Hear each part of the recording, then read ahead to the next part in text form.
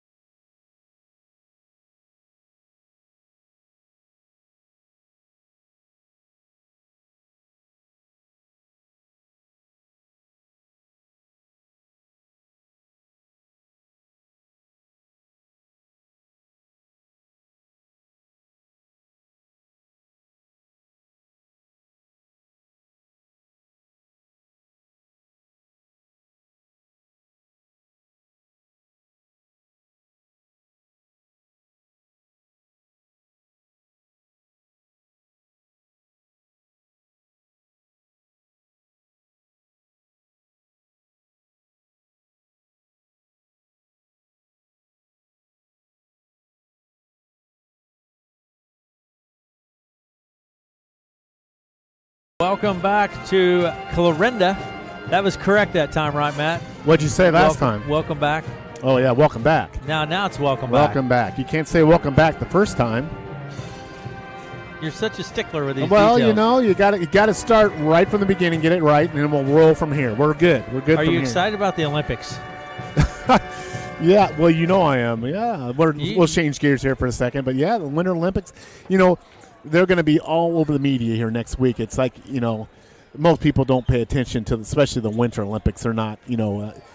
Americans typically are more dominant in the Summer Olympics, but Winter Olympics has some unique sports. You go from the daredevil downhill skiing to the beverage holding curling competition, where anybody out the street can do it. So it's a wide range of diversity of sports. But yeah, Winter Olympics in Italy starting next week. But tonight there are no Olympics in Clarinda, but there is a very. You are just right on it. Like you're just. Well, we got to rein it back in. You're not even deviating from basketball tonight. Got to rein it back in here. Okay, let's come back to where we're at. So what's going on here, Matt? Hawkeye 10 matchup. Clarinda and Red Oak here, and like I said, both teams had games last night coming in here in back-to-back nights. And Clarinda we've seen all year long. Their leaders are Addison Wagner. She averages 13 points per game. Carson Wellhausen, she's 6 points per game, 10 rebounds per game, and that strong post presence. And then Maddie Cole, 10 points per game. That's kind of the trio that kind of leads this Clarinda Cardinal team. And then for the Red Oak Tigers, Ellison Johnson averaging 7 points per game. Emily Siebenecker, 22 points last night. So her scoring total go up per game, and she's coming in averaging 7 points per game. Keely Jones, 5 points per game. Over the varsity-bound era, Red Oak still leads this series 19-18, but Clarinda has won the last 8 in this series. So more recent history has been on Clarinda's side here. But for Red Oak, coming in this game tonight, as we always say, I think it's more and always about the Tigers not worrying so much about the scoreboard and just playing their game and taking each possession at one at a time and trying to be as effective and efficient as they can on their offense. And then typically we see Red Oak come out in a 2-3 zone.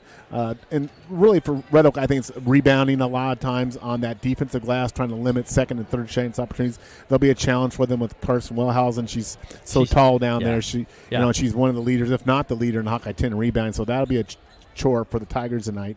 And then for the Clarinda Cardinals tonight, I think you can probably see a press from the Cardinals to start the game here tonight. And then we have seen the Cardinals really have some good stretches of basketball. We were down here earlier in the year. We saw them play the number one team, state defending champs, St. Albert's, just right down to the end. And especially on their home court, a very senior-based team, recognizing that they've got a chance to make a run here, the Cardinals do, in postseason play. But tonight, first things first, let's match up with Red Oak. All righty.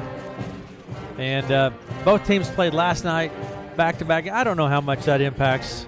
I mean, I don't think they're young. They're ready to go. I don't know. I mean, I think it's more, really what's more about is you don't really get a chance to practice too much. Now, they'll have practices tomorrow and walk through, but, most coaches like to have a practice between games, just to reset and refocus, and you don't really get that chance when you go back-to-back.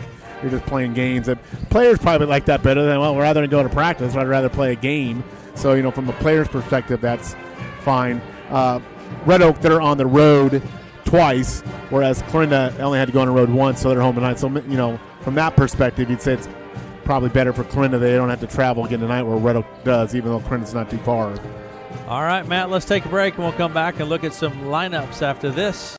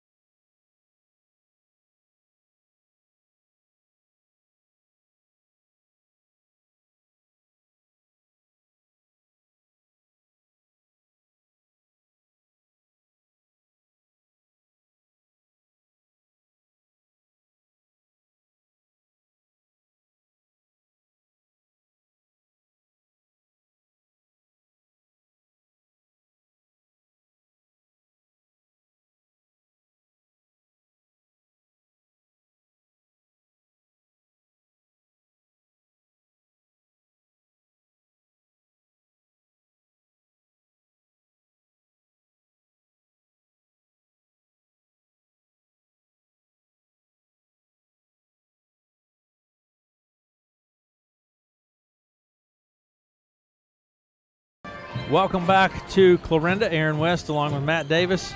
Junior varsity boys game. Just prior to this, it was Clarinda with the victory 71-39. Now, looking at the reserves for the Red Oak Tigers, you have Ellie O'Neill, a freshman at 5'7". Ana Torres, a sophomore 5'1". Miley Johnson, a freshman at 5'6". And Mario Ramirez not suiting with a injured finger she's had now for a couple weeks. And hopefully that gets healed up and back at it. Reserves for I'm going to give you the Clarinda Cardinal reserves. Miley Wagner, sophomore, 5'6". Ayla Johnson is a freshman, 5'7". Kelby Gray, a senior, 5'4". Sydney Hansen, a junior, 5'5". Stevie Wilmus, a junior, 5'3". Tatum Comer is the sophomore, 5'6". A 5'7" freshman, Ellery Bird. A 5'9" junior, Elena Hess. And a 5'3" junior, Olivia Moore. Those are your reserves for the Clarinda Cardinals. We'll take a break, and we'll come back and look at the starters for these teams after these messages.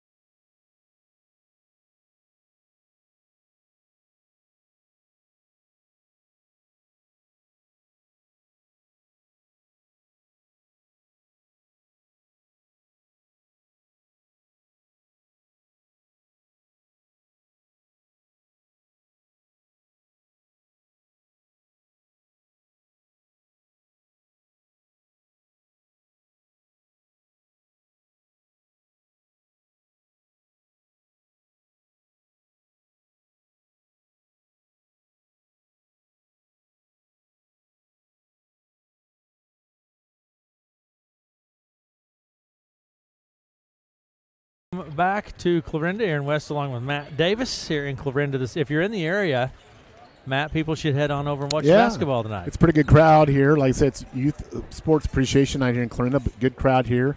A good crowd size from Red Oak here as well. So, yeah, come on down. Watch some basketball. Best part about basketball is what, Matt? Well, it's warm inside on a cold night. That's the best part, and be, with your community, out in the community, that especially when we were younger, the community comes together for these events. There's not too many events where as a community you come together on a cold winter night and do something and get out and cheer on your team, whether it's Red Oak, Clarinda, whoever it might be. That's the best thing about basketball, I think. Yeah. Friday night football, of course, is really good, but in basketball, you're inside and good concession stands. Come on down. Yeah, popcorn. How's the popcorn? You had popcorn. Popcorn's good. They give you the dental floss here on the bag. They give you the little extra feature, I like little extra amenity with your bag of popcorn. But I've all along have told you I'm a basketball fan first and foremost. You're a basketball. And basketball, unlike football, basketball you could bring 100% effort, but if you're not shooting well, or if the opposite, if you're shooting really well, you have a chance to win. Football, it's, as long as you show up and play hard, usually the best team wins. Occasionally you get an upset here or there, but basketball, there's a little bit more at miss because it's shooting the basketball is a little bit more of a I don't want to say it's an art, but it can kind of come and go a little bit more. Yeah. And yes. So on any given night, some team get hot or some team get cold, and you can see some more upsets in basketball. I think that's another good thing about basketball generally. You can see some upsets, and I think that that is a good part of it. Absolutely. Let's look at the lineups here for these teams tonight for the Clarinda Cardinals and who we think and who our projected starters will be. Ellie Cole, senior, 5'5". Addison Wagner, senior, 5'6". Kylie Meyer, senior, 5'5".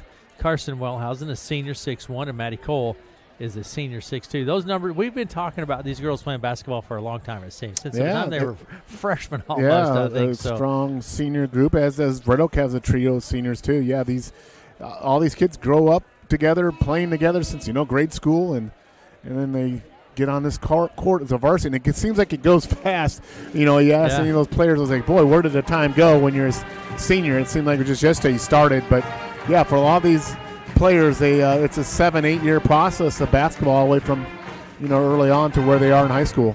You bet. Starters for the Red Oak Tigers tonight will be Kaylee Erickson, a freshman, 5'2". Keely Jones. Keely is a junior at 5'8". Ellison Johnson, a senior, 5'6". Natalie Johnson, a junior, 5'8". And Emily Siebenecker, a 5'6" senior, coming off of a 22-point game last night for Emily. Yeah. So should be a lot of fun. Player introductions not far away. And we're going to take a quick break and come back and talk a little bit before we get into the opening ceremonies here. We'll be right back after this.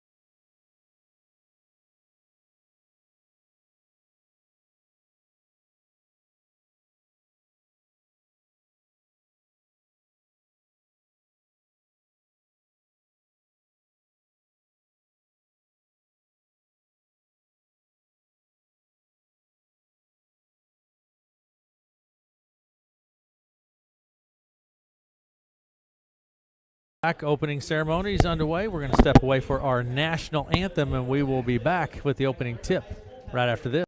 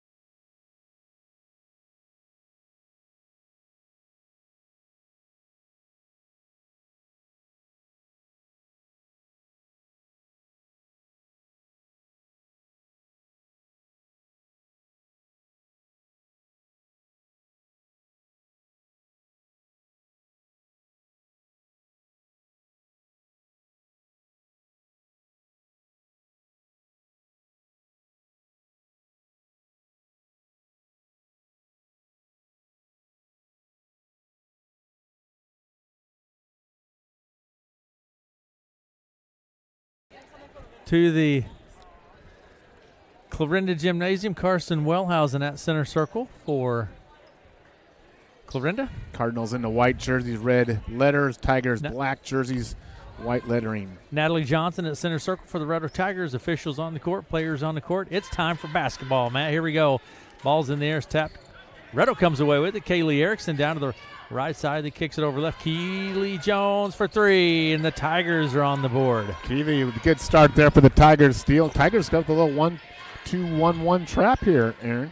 Meyer with the ball out on the left side. Back top the key to Stolen by Keely. Keely Jones. She takes it down for the layup.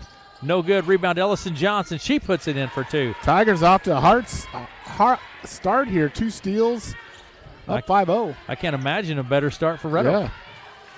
Addison Wagner. Tigers really getting after it defensively. Timeout already by Cardinals. Tigers jumping on it from the get-go. 5-0 lead. Wow. Steal, layup, got the tip, knocked down 3, created a timeout situation there. Yeah. Not even 33 seconds in the game, and Red Oak has really already shown they're coming to play tonight. Absolutely. Matt, we're going to step away for 30 seconds, and we'll be right back after this.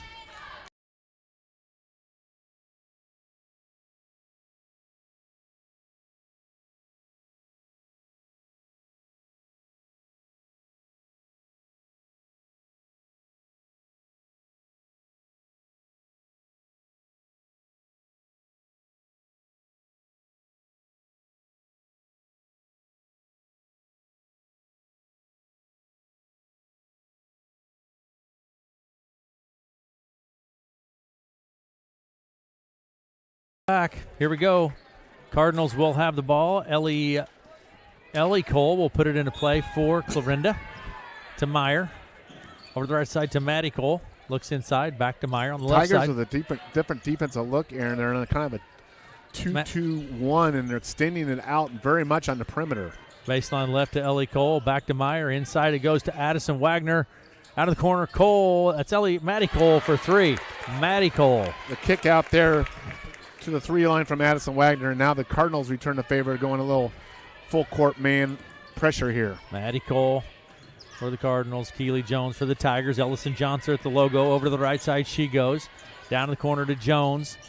5-3. Underneath, Kaylee Erickson puts a shot up. No good. Wellhausen grabs the board. Good idea there. Good pass. Kaylee just a little bit too far under the hoop there, but good pass, good cut by the Tigers. Maddie Cole over to Meyer, right side, back left side. Maddie Cole to Ellie Cole in the corner, back to Maddie on the wing. Right side in to the high post. It goes to Madison Wagner. She bounced pass down low to Wellhausen, and Wellhausen will go to line for 2. Tigers double team Addison Wagner. That almost created a turnover, but Wellhausen was there to pick up the loose ball, and she was fouled while trying to get a shot up, so she'll have 2 shots. Emily Siebenecker picks up her first. Carson Wellhausen at the line, 6'1" senior. Shot is no good from Wellhausen. 5-3, Red Oak with the lead, 6.5 minutes to play in the first. Here we go. Hot start for the Tigers. Second shot from Wellhausen. No good, out of play. Cardinals keep it.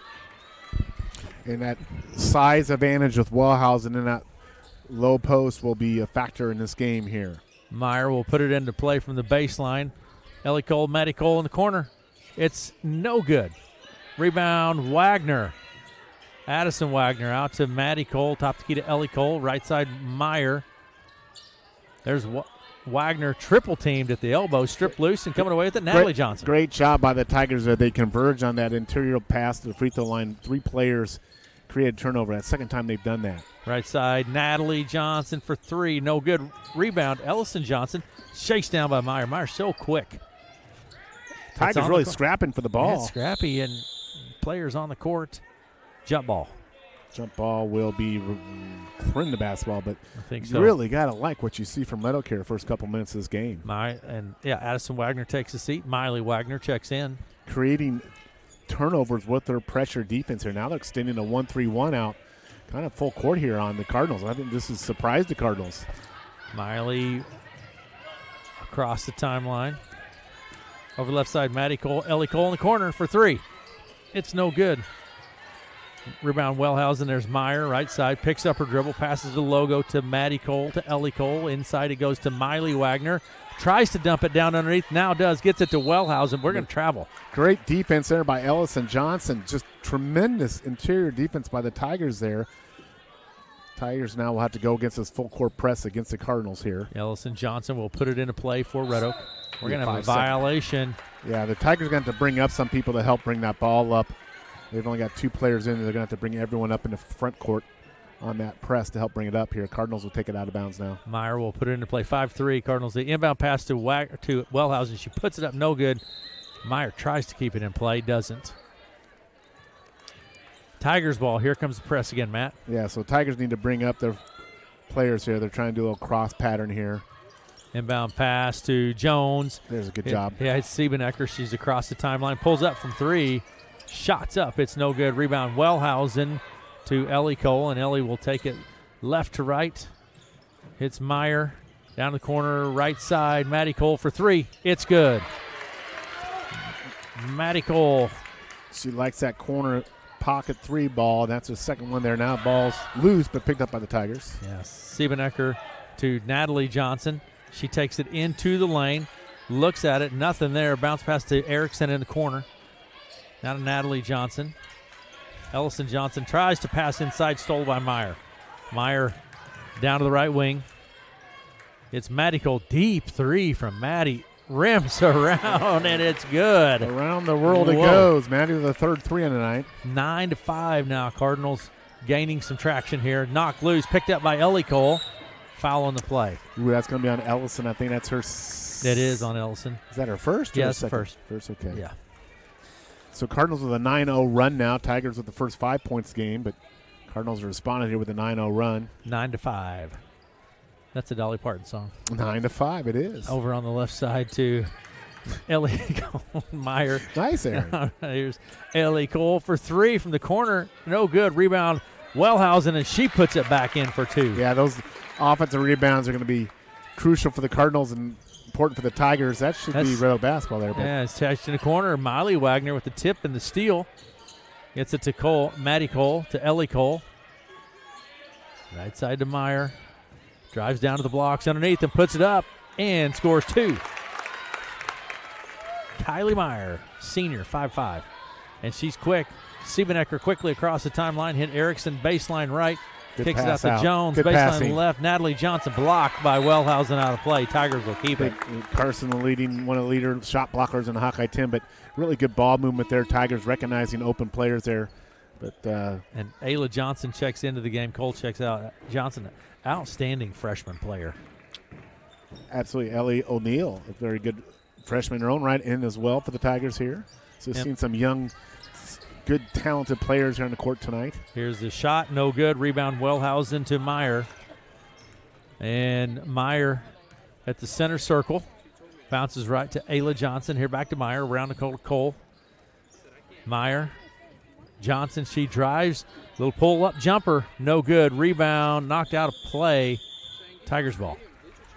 Tigers scrapping there on that particular possession here. Now they're going to have to get this ball up court against this basically man-to-man pressure defense here by the Cardinals. Good inbound pass there to Keeley. Yeah, Keeley gets it across the center stripe, picks up her dribble, bounce pass corner. O'Neill for 3.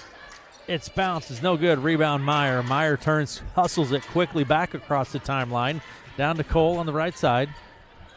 Maddie Cole looks at the 3, passes inside to Wellhausen, and she had great position under there for 2. Nice pass as well. The pass is right. Stolen by Maddie. Here's Ayla Johnson for 3. Off of the glass, it's no good. Rebound Erickson. Erickson across the timeline. We got a track meet here, Matt. Shot from Erickson. Ooh, thought maybe a foul there. Out to Siebenecker for 3 from the top. No good.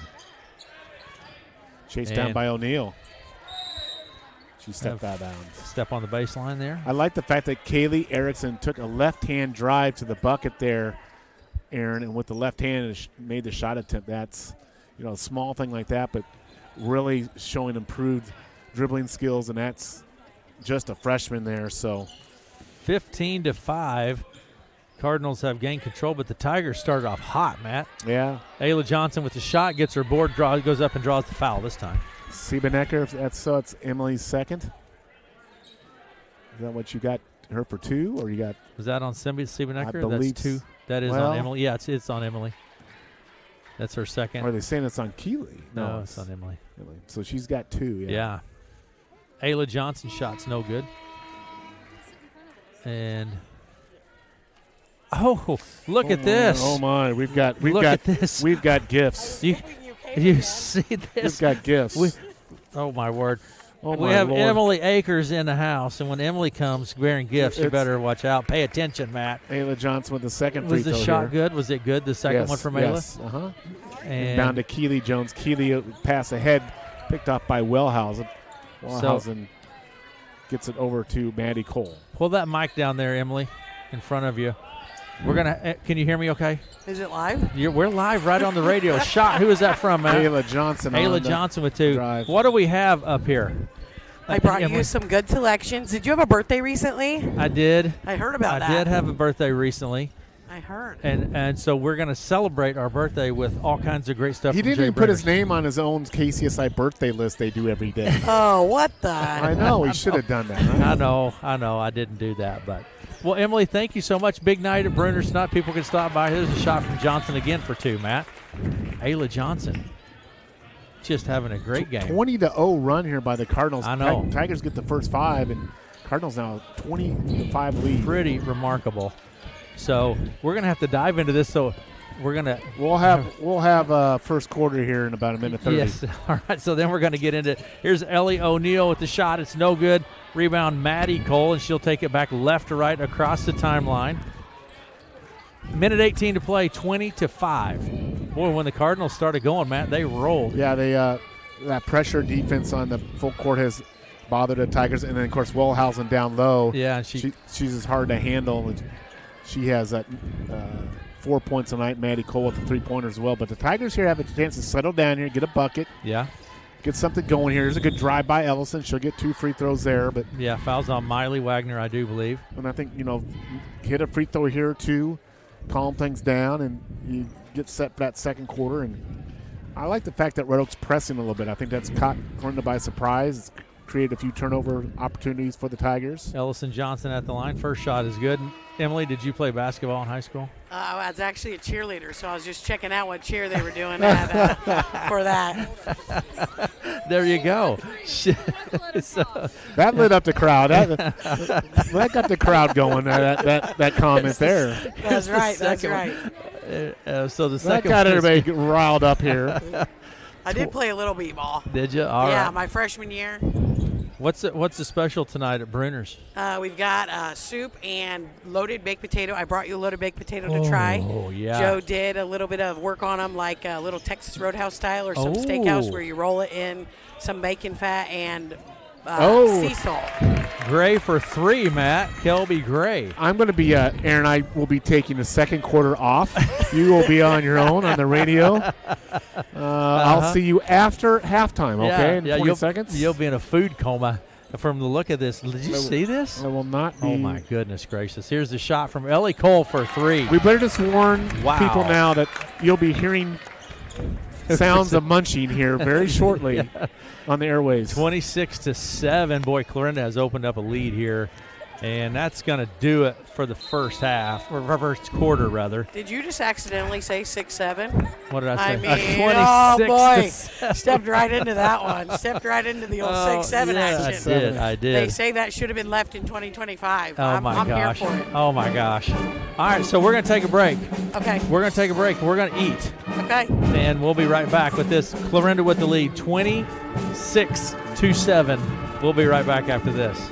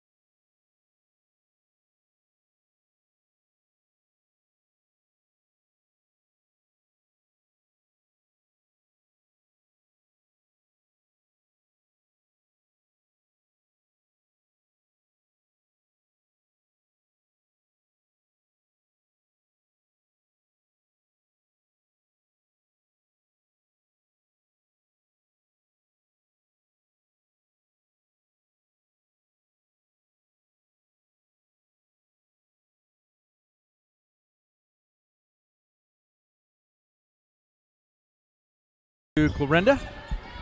And underway, Emily, this is fantastic. Oh, yes, you're welcome. Happy birthday. Oh, my gosh. Thank you so much. What is this? Portobello mushroom finger. Oh, my God. They rival, actually, I used to say they rival the onion rings because, their popularity is high, but now the catfish bites, which is Mr. West's favorite right there. Yeah, absolutely. I love the catfish bites, and Matt's hoarding them down there somewhere. So we're back underway here, 26-7. Clarinda with the lead, 7.5 minutes to play in the half. We're going to have a travel. And so it'll be Cardinals ball. Do you guys have a favorite in this game, or you're indifferent, or?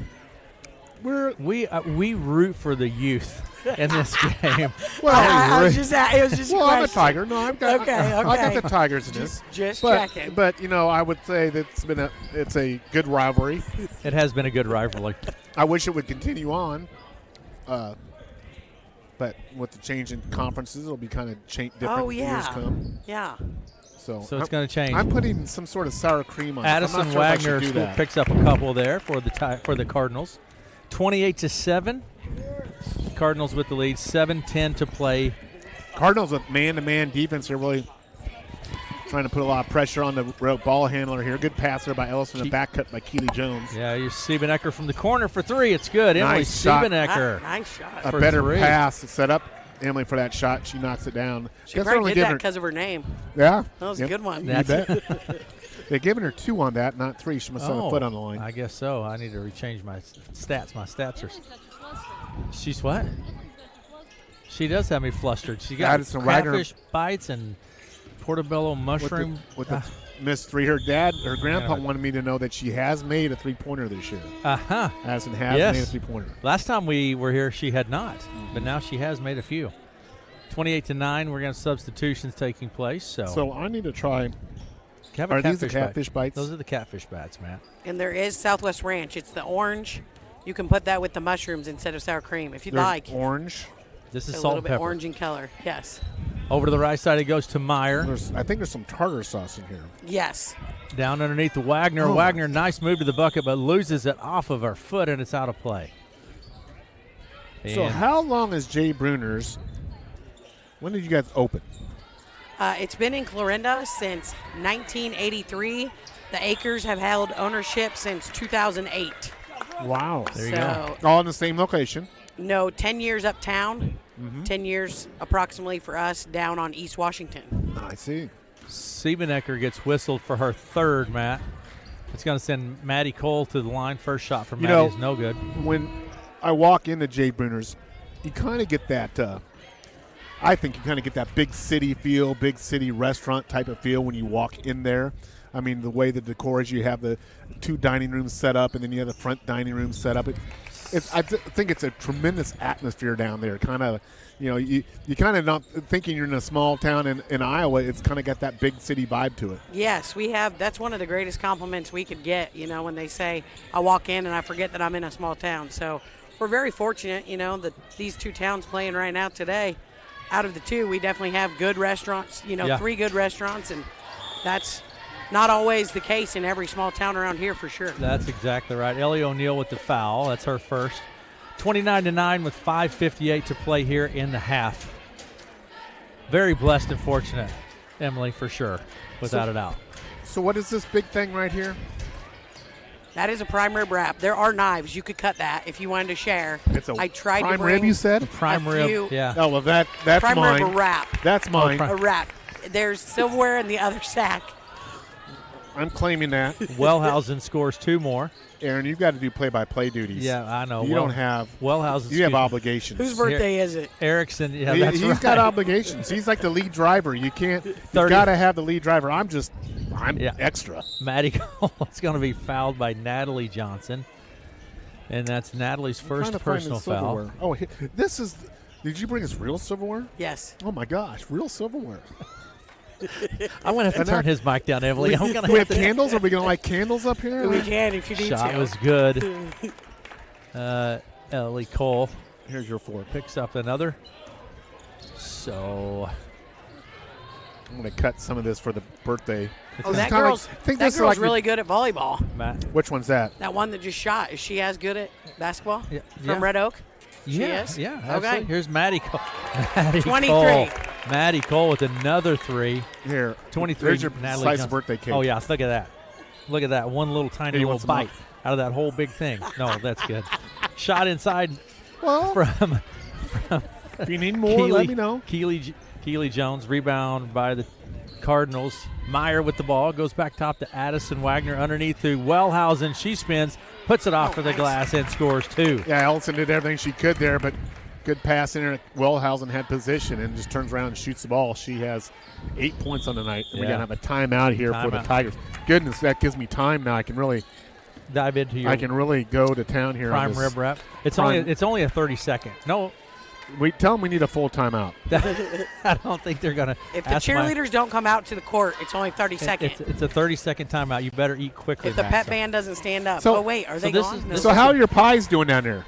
Oh, I really got talked into that situation by my fine friends here sitting right by me, and that's been an interesting experience for my life. And old Nelson has a way of calling, Nelson Yoder, you know those Amish pies? Uh-huh. He has a way of calling at the exact wrong time. So now we fight kind of like a married couple. Well, and Joe says if Nelson Yoder brings one more pie, he isn't going to like what he finds. I bet those Amish can fight.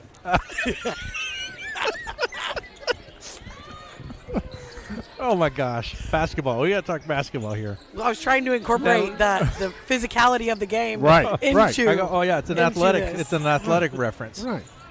Out on the left side, it goes to Meyer. Oh, this prime rib thing is unbelievable. Wellhausen dumps it down underneath the Wagner. She's fouled by Natalie Johnson. Oh, my God. This has got completely out of hand. Mm-hmm. I'm sorry for anything I said. 38-9. We're fine. So you like the prime rib wrap? Yes, and we have really messed around with the meat on that some of the times. You know, we used to use only shaved prime rib, and then demand got too high, so we have this ribeye product, and we cook it kind of like a prime rib and then put it in the wraps. And what's the little sauce you put with it? What's in it? Creamy horseradish and then Swiss cheese. We put the creamy horseradish is house made. Oh, so is this an appetizer? Or is this second from Wagner's good? That's an actual one of two entree that would come with a side. I just kind of brought you guys a variety of sides. These are the mostly the appetizers. I'm thinking, my goodness, what do you have for main meals? Stolen by Cole. Ellie Cole gets the steal and the bucket. Nice job by Ellie.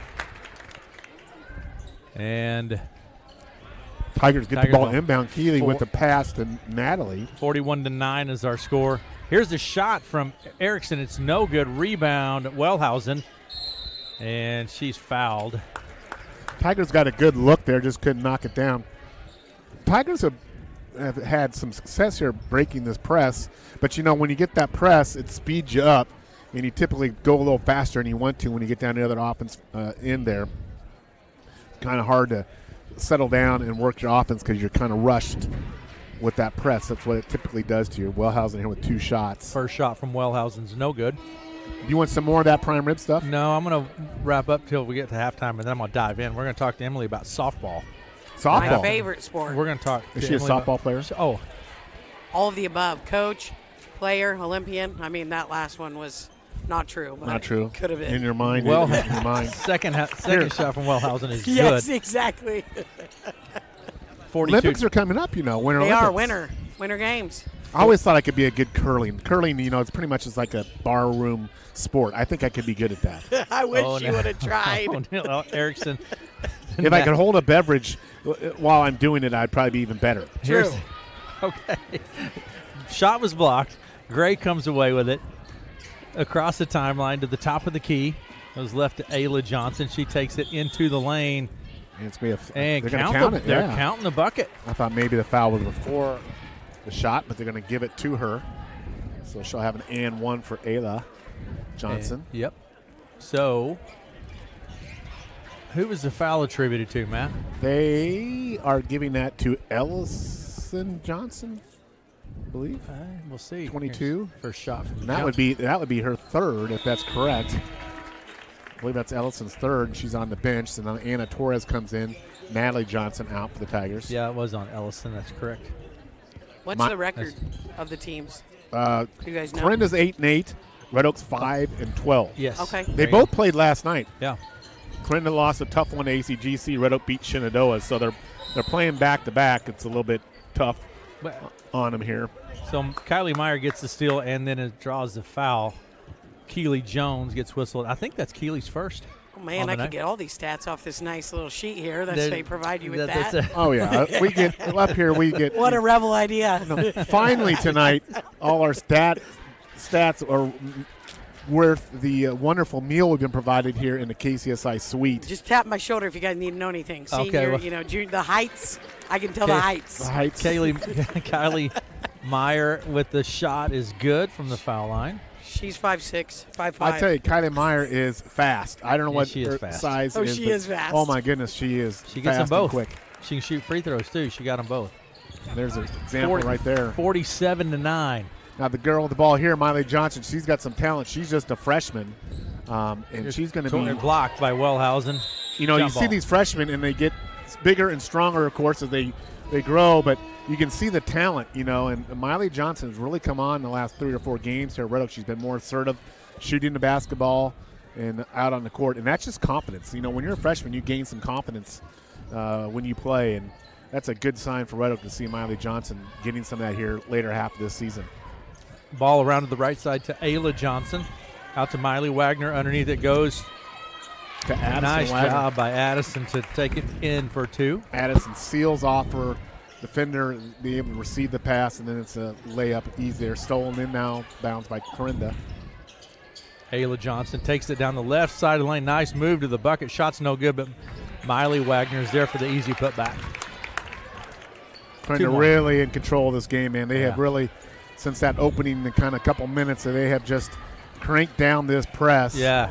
And now they're just hovering around the hoop. And Miley Wagner with 2 more.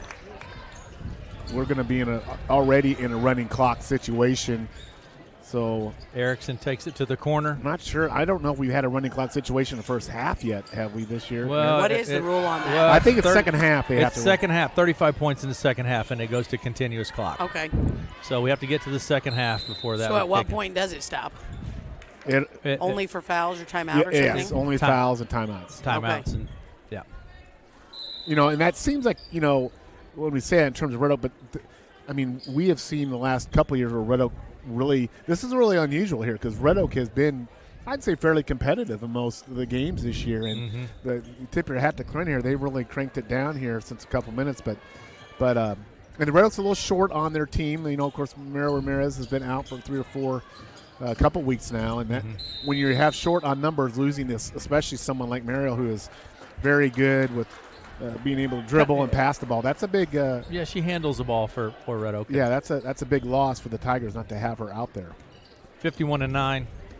That was a 3 seconds in the lane call, guys. I don't know if you saw that or not. That was nice job. Had my eye on it right there. She's all over it. She's all over it. Can't do that. Over the right. Torres to Johnson.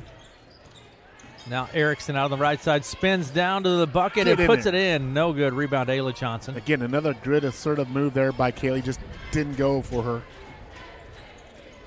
Meyer to Wagner. We're going to have travel. Didn't see that, but Tigers will take the turnover here. We may have to share some of this with some of our local friends here in our seat around us, Aaron. I know you don't want to do that. How do you? What are you talking about? Well, we should share Jones some of this food to some of our. Before you start passing it out, pass it down the line. Yeah, that's it. Shots up. Well, we haven't even gotten into some of this other stuff yet. That's for halftime. 40 seconds and counting. Ayla Johnson works her way around to the right side, then out to Addison Wagner. Dumps it down underneath to Miley Wagner. Wagner to Wagner. Miley scores it. A lot of Wagners, a lot of Johnsons out here. Little fun fact, the Wagners are the same height, so there you go, 5'6" for both. That's the type same as me too. That's the type of radio analysis you just don't get anywhere else, folks. That's the stuff that makes radio KCSI such a vibrant thing, getting stats and data like that. Real time on the spot. Yeah. Yes. 55-9 is the score. Clarinda with the lead, and Clarinda has just opened this one up. And the inbound pass comes to Jones. Knock it down, Keeley. For 3, no good. Rebound, Ayla Johnson. And that will be it, I think, at halftime. Ayla's going to let one go. It's going to be and it's no good. Okay, let's do this. Let's take a quick break. Okay. Let's take a quick break, and we will be back right after this.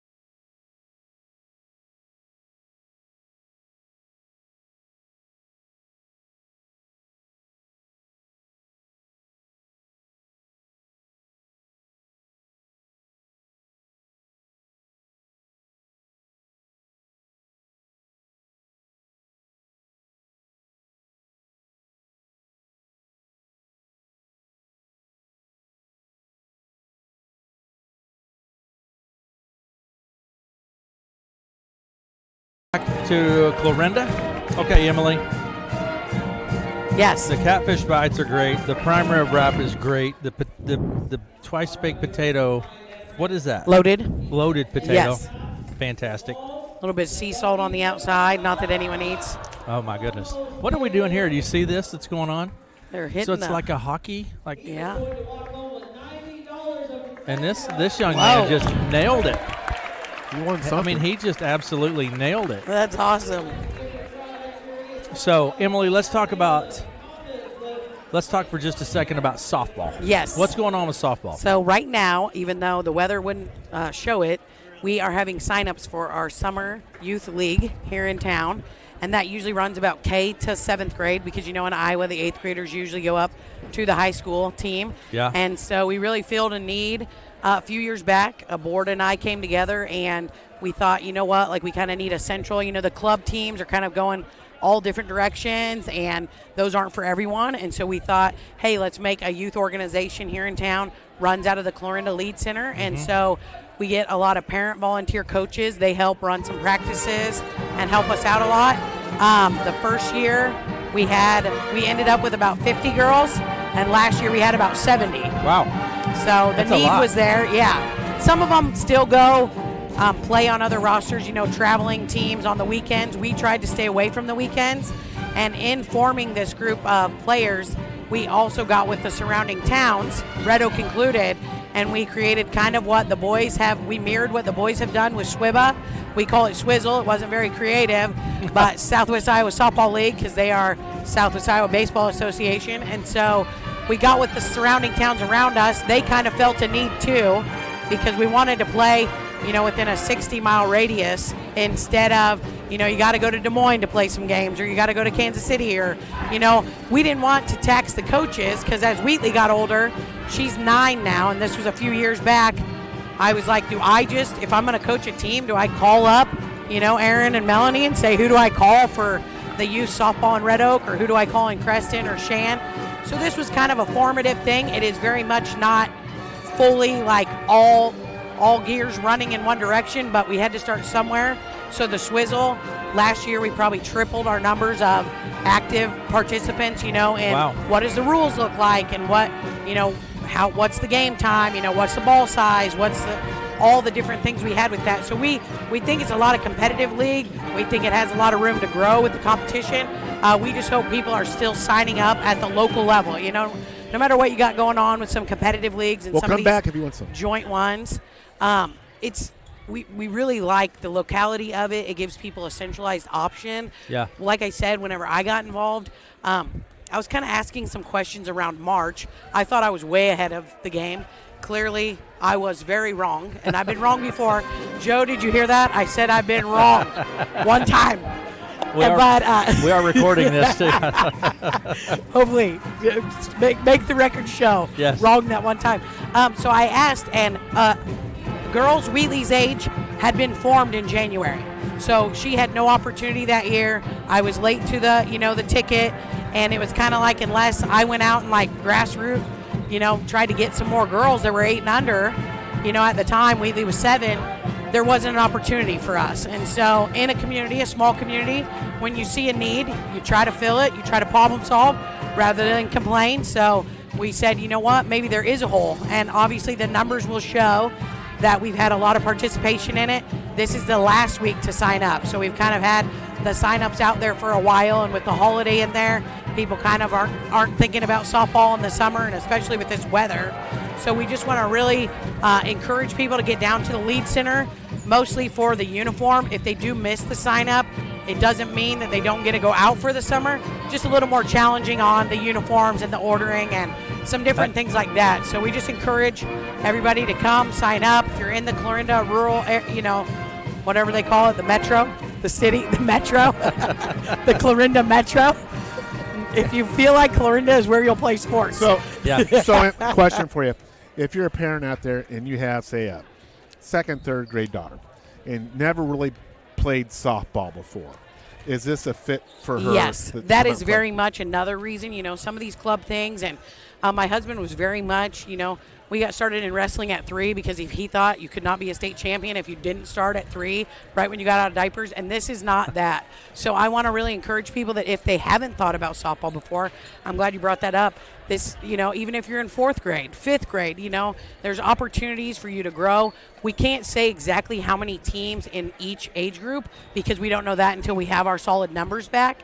But last year we had 3 in the 12U, 1 in the 10U, and 2 in the 8U. Yeah. So we just kind of base it off of what numbers we see and kind of how it's going for us. And another question like this with my, knowing youth sports, if a kid does not have the right equipment, doesn't maybe have a glove or a bat, is that something you guys could help with a little bit? Yes. That is one nice thing, too, through the city.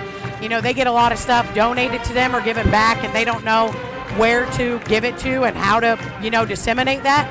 And so this is an opportunity for that, too. We've had some great local sponsors as well. when you have these club teams, it's kind of like you're just giving to one team for 1 year. Right. And with this entity, Clarinda Youth Softball, if you're able to give, we've had a lot of great sponsors. I hate to start naming them because then I'll forget some or I'll say something wrong. So I've already done that, so I don't want to do that to you again. Yeah. But you'll make it from work. the top down, we definitely have enough equipment, resources. Even if somebody needed to make a couple payments, because I know coming right off the holiday to sign up, it is $80. That includes, we got to get some umpires, we got to have the fields, and we got to have the uniform. So but you'll make it work. If absolutely. there's a child that wants to play, just give you a call, and you'll find a way to make it happen. And that is the whole point of this league, and so we really tout ourselves in that. We're really excited about the future of it too. We got some big names, helping us out. So they help with pitching, they help with coaching.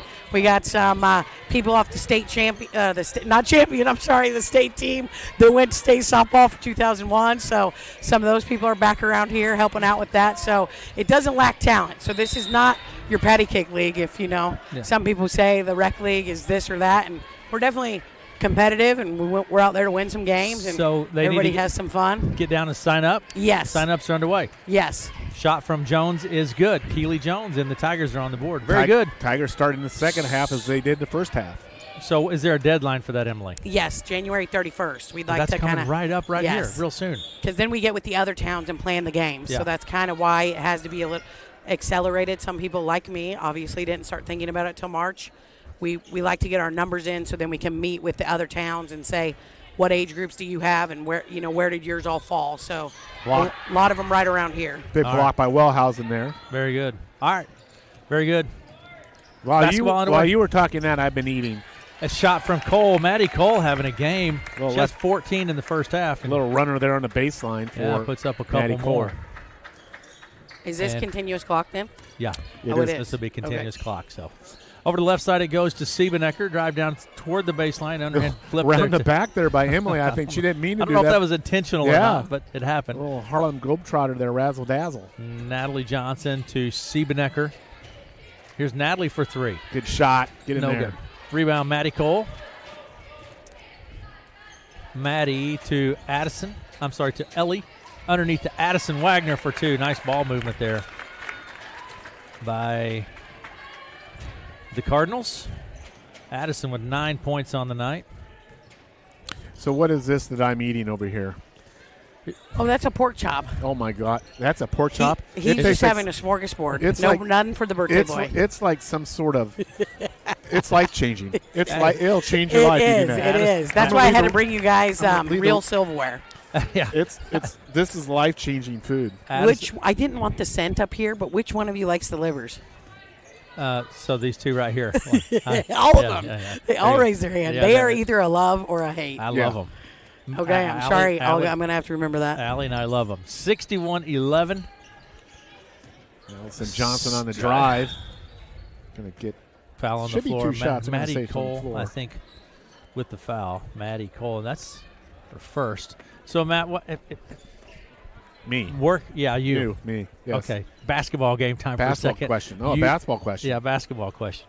Just keep playing hard if you're the Tigers. Yeah, we said at the top of the game, for Red Oak, it's about possession at a time. Don't get caught up with the scoreboard. Work your offense, work your defense. There's a good shot possession there by the Tigers. Didn't get the rebound. And then work hard on defense. The game's obviously going to be Clarinda's to win here. But for Red Oak, the last quarter and a half is important because this is development time. This is time for you to grow your game, to work hard regardless of what the score is out there. So things can be accomplished here for the Red Oak Tiger girls here as they're, improving their program as we've seen them do this year. But right now they're just running up against a senior-dominated Clarinda team that, is a really good team. And that 8-8 record is pretty deceiving. We've seen Clarinda lose a tough one to number one ranked St. Albert's and Lewis Centrals of the world. This is a Clarinda team, I think, that will go some distance in the playoffs this year. I think that was fouls on Natalie. It's going to send Addison Wagner to the line. Now, Emily, did you have pink shoes and No, I've noticed that shoes change. and A little all bit of that cotton when you candy were- look on that. We did not. I had one pair of tennis shoes that had to last me the entire season, You had to- and yes. then they rolled over into extra seasons, and we thought they were pretty snazzy back in the day, but Apparently not. Some of these kids now wear different color shoes on each foot. One will have like a purple shoe on one foot, a yellow on the other. Did you know that? Yes, I have seen that. So I've always known the laces are important. Do you have to buy 2 pairs of shoes to do that? Hopefully you find a friend that you swap, one the same size. See, there's Keely. She's got a pink shoe on and a blue shoe on. Do you know what's the playbook? No pun intended. Do you stop press? If is there some cordiality to the game, or you're like, no, all hands on deck, no matter what, or it's just your coaching philosophy? Matt? I think there's some cordiality to it. I think most teams come in the game recognizing, at some point the press needs to be called off. Like Clarinda, I think, called off middle of the second quarter there, but. And then there's some teams, some coaches, and I always, when you have a team that is going to be the prohibitive favorite to win that night, I've always thought as a coach, if you're coaching one of those teams that's really favored to win, challenge your team to win in a different way. If you always shoot 3-pointers, maybe try to work the ball inside or conversely outside or run a different defense. Challenge your team to win in a way that will help them grow and develop, even though you're a prohibitive favorite to win. A lot of coaches just run the same sort of thing against every team, But it's like for Red Oak here now, they're down on the scoreboard here, but there's an opportunity here to play this team and to get some confidence here and to make some shots, get some of these freshmen in here. So it's valuable court time, either way you look at it, I think, for kids, because, you get old like us and you think back to high school, there's not a lot of opportunity you have to play organized sports. And, it's really a privilege to be able to get out there and put on a uniform for your hometown team and play. Ellison, absolutely. Emily Siebendecker picked up a couple of foul shots for the Tigers, and now we're going to have a foul on the other end of the court. I think that's just two. I think it's on. We're going to call that on Ellison. I'm not sure. I think it was just 2 players running into one another there, but that's on Ellison. That's her fourth personal. Yeah. Red Oak with 2 players of the 4 fouls. Emily and Ellison are already short on that roster, so that could be a real factor here with 3 minutes to go in the third quarter. 2 Red Oak players with fouls. Do they have injuries, or that's just how low their team is? One injury, but yes, the numbers are down. Down in Red Oak, but they have one injury, a key injury. So, but that brings up another great kind of thing that, again, back when we all were in high school, girls basketball was the dominant girls sport to play. I think in the state of Iowa, girls basketball was the inbound big pass sport. Stolen by Siebendecker. All across the state, girls basketball numbers are down. It's not just Red Oak. Some towns more than others, but I think a lot of it's because there's other sports opportunities now for girls to play. Girls wrestling, that didn't exist, So I think I'd say volleyball, maybe rivals being absolutely one of the favorite sports in Iowa now. Absolutely. But shot from Cole. Ellie Cole picks up a couple more. But all those go into play because a lot of these girls come off volleyball season and they play basketball, whereas back in the day when there really wasn't other sports, maybe you played basketball all year round. You shot and dribbled. So fouls on Ellie Cole. That's her first. It's just a different world now for girls athletics, different opportunities, and but less numbers overall statewide in basketball. Wow. For girls basketball, which Iowa is one of the leaders of.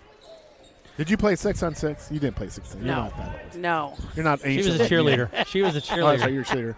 But 6-on-6 was for many years. My sister did. The state of Iowa resisted to change that for many years. All the other states went to 5-on-5 traditional basketball. Iowa resisted for many, many years to stay with the 6-on-6 game because it was so tradition-rich in Iowa.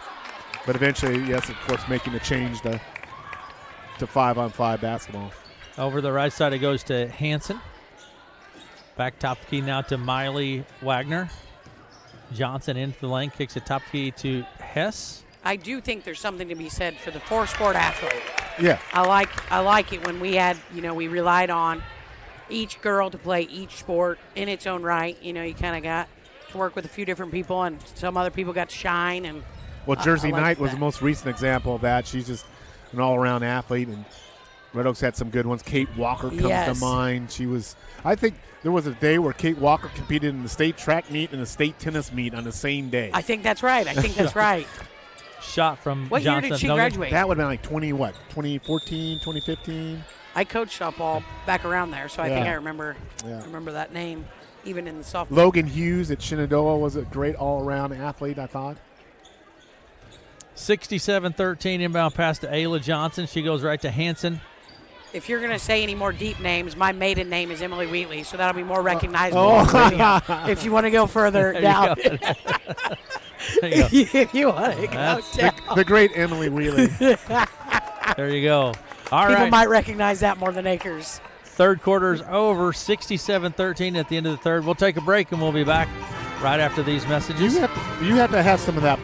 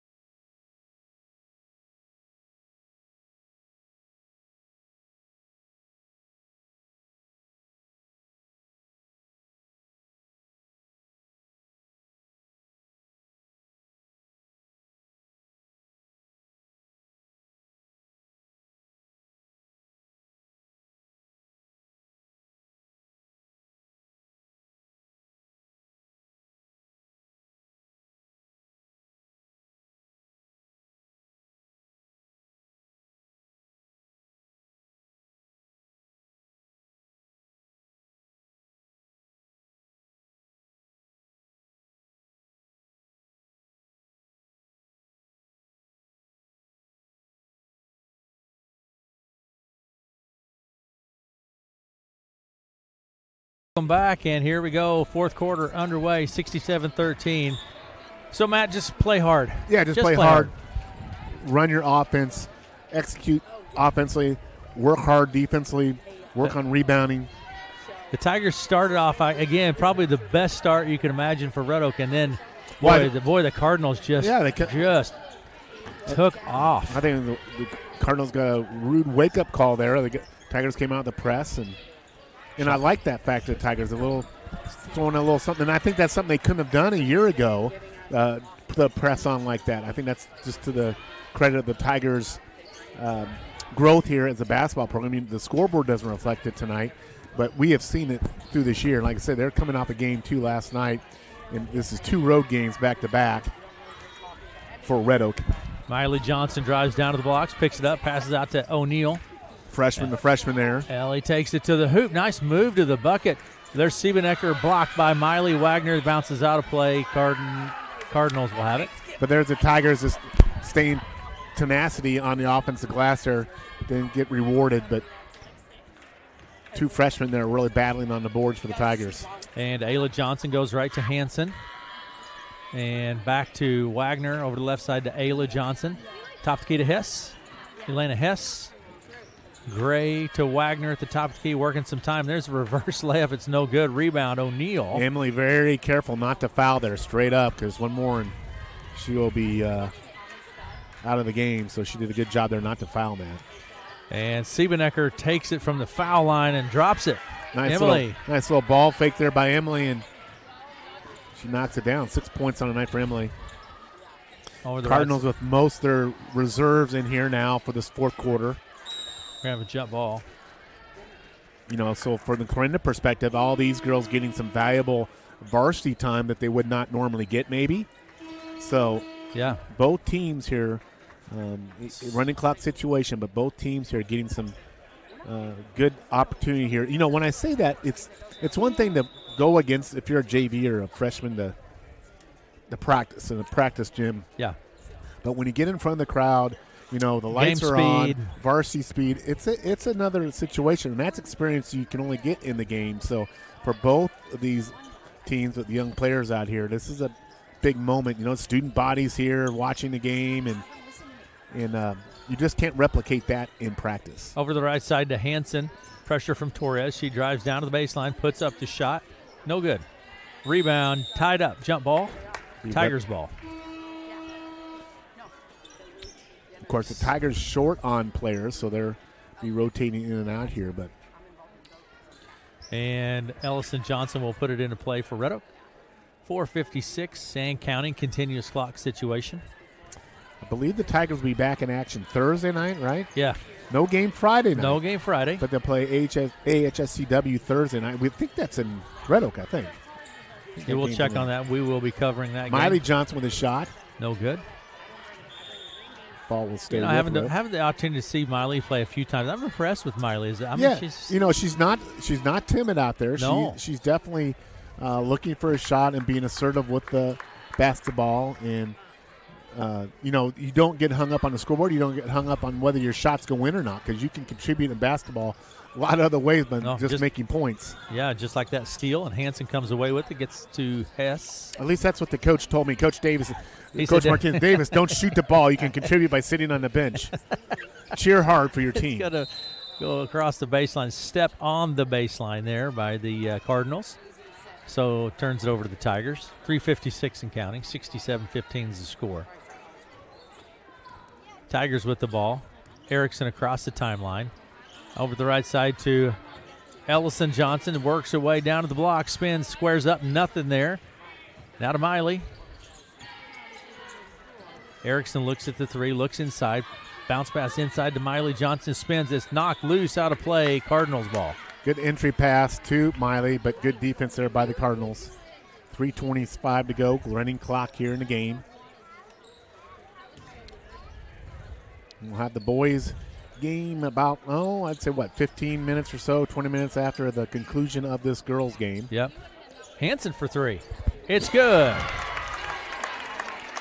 Sydney Hansen. Sydney Hansen in the game. A junior knocking down the three-point shot. Ellison Johnson with the ball. Picks up her dribble to Miley Johnson. She drives down to the baseline. Shot is up. She's fouled. She'll go to line for two. Nice drive along the baseline. Ellison will get two shots here.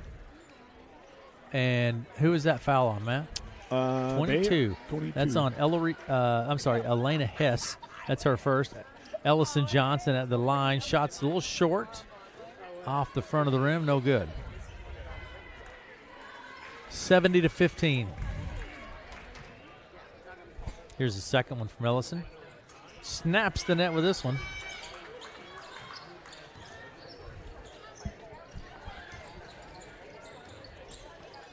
Loose ball picked up by the Cardinals in the corner. Wilmus to Hess. Blocked partially there, I think, by Natalie Johnson. Here's the shot from Bird. That is Ellery Bird for two. And 2.5 minutes and counting. Ellison Johnson with the ball. Works her way right. Round to the right wing. And down to the baseline she goes. Shots up. It's partially blocked. Miley is there to grab it. Out to the top key to Erickson. Drives down the left side of the lane. Running jumper off the glass is no good. Rebound batted around. Miley with another offensive rebound. I mean, Miley, she's getting in there. Anna Torres, nice move. Going to be chased down now by Wilmus. And timeout. I think timeout for substitutions, basically. Yeah. With a minute 59 and counting, so we're going to probably get right back at it here. I just wanted to get a sub in there 2 minutes ago here. But, I saw Anna Torres there with some good move to the bucket here. And Tigers now with 3 freshmen on the court and 2 juniors. Inbound pass comes to Wilmus. Stevie Wilmus over to the right side to Moore, Olivia Moore. Now to Hansen. Hansen passes left, stolen by Erickson. Kaylee Erickson takes it end to end. Shots up, no good. Rebound pulled down by Wilmus. And Kaylee's had a lot of good looks tonight. Just can't get the ball to go for tonight. Wilmus, ball's tapped and stolen by Natalie Johnson to O'Neal. And Ellie takes it across the center stripe. She got a nice line on the bucket and takes it in, but it's blocked. Good block there by Tatum Comer. Hope I pronounced that last name correctly. I think that's correct. Here's the three-pointer from Moore. It's no good. And shot. What? I heard so. I just told so many secrets. I hope this wasn't on. This is on now. Matt, she said they do sell. A mom just came by and said they do sell 2 different colored shoes. See, there you go. There you go. See, now you got the answer. We've been wondering about that all season, man. I could barely top my dad into buying 1 pair of Adidas top 10 high tops. Goodness. Oh man. There you go. Yeah. Shot from Bird. Ellery Bird picks up a couple more. Did I miss the rest of the game? You did. This it? You did. Did you guys miss me? You've been talking over there, yeah. That's okay. Melanie's going to start waitressing, so let's put that on the airwaves. Oh, my gosh. Let's put it on there. Oh, my gosh. She said we're going to have an all-star. She has always said, I would be really great. She would. She when always you know says what that. you want, you're good. She says that. 74-16, Here's Hanson driving the baseline. Shots up. It's no good. Rebound, O'Neal. 18 seconds and counting. I think Ellie O'Neal's dad is down at Bruner's as we speak having dinner. As a matter of fact. I do like the way they're structuring these games these days because we got a lot of people come in between or after. Yeah. So, like the girls and the boys. Kemper was down last week, and they all were duded up. And I said, well, I'm not going to tell you good luck because I waited on these people. And I said, because I have a couple friends with kids, and, a lot of these boys work at Jay Bruner's. So I said, I'm not going to say good luck. And they're like, we don't need it. We're going to beat you. And they did. Here's Ellie O'Neal. They were really nice and good tips, so that's okay. Shot's good. You do anything special for Super Bowl? No, we do. We're going to do a big thing for the Valentine's Day. All the lovers. All the lovers are going to come out on the 14th. Or the enemies, but Super Bowl's they bring them out anyway. On a Sunday, but I suppose people could get things from you in advance if they needed to, right? Yes, we actually have a special day that day for my daughter-in-law, a Wookiee. So the Red Oak people will appreciate this. She's turning 30. Oh, my. So we are going to celebrate her. Wow. The big 3-0. The Super Bowl Sunday. 74-17 is the final. Emily, thank you so much. Yes, happy belated birthday. Thank you. Talk about the food the rest of the game. Oh, it's right here. Thank you, Emily. We're going to be down to see you, too, soon. Oh, good. Thanks, Emily. And, again, 74-17 is our final. We'll be back with some stats after this.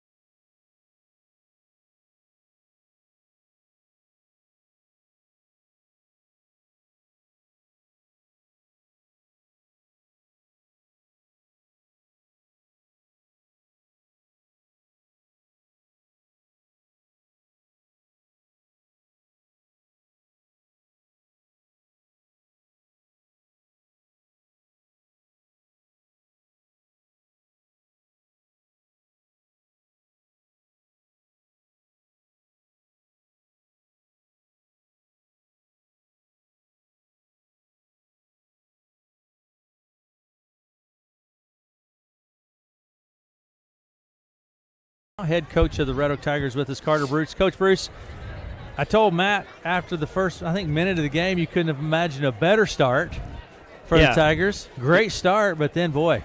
Yeah, I figured that wasn't going to last too long. But I'm proud of the girls. That's one thing we've been trying to work on continuously every day. They did come out good. That's just a really good team, and we couldn't sustain that.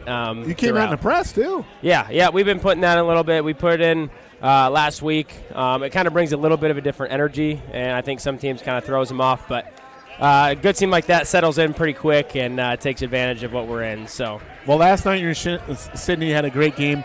Quick turnaround, another travel night tonight. Maybe a little bit of fatigue set in tonight. Yeah, I think it's one of those that I'm going to probably go in there and tell them, just forget about it, move on. We got AHSCW Thursday. We got bigger fish to fry there. We don't need to worry about this one all night. Matt's got a big smorgasbord up here, so I see he's not bothered. We've been eating more than broadcasting, Carter. But I was telling Aaron on the ride down, you guys have 5 wins on the season. Yep. I think that's a high win mark for, you probably know better than I, in at least the last 6 or 7 years. I think 2 years ago we had 5. 5. I think we had 5 2 years ago with the first year Tristan and I took over. So before that, though, it's been a few years, I think since about 2020. A Hawkeye 10 win, 5 wins with an opportunity, some W's possibilities still coming up. It's a night like tonight, you kind of roll with it, you move on and say, hey, we're moving in the right direction. You got a lot of freshmen playing time. Miley Johnson, again, continues to me to be more assertive out there and confident. Yeah, we have a lot. At halftime, I pretty much show them there's nothing you're going to do to come back in this game. I mean, that's just the theory of it, realistic. You got to keep working on the things that are going to prepare us for the games coming up in the next 2 weeks. We got to stay out of foul trouble. I mean, it's a physical game. Last night was more physical than tonight, I felt, and we got away with it. Yeah. Tonight we didn't, which is okay. That's going to happen. We got to learn how to adjust and not get our best girls sitting on the bench for 5+ minutes. Yeah. HSTW's Thursday night. Where's that at? It's in Red Oak. It's senior night. Last home game for this year.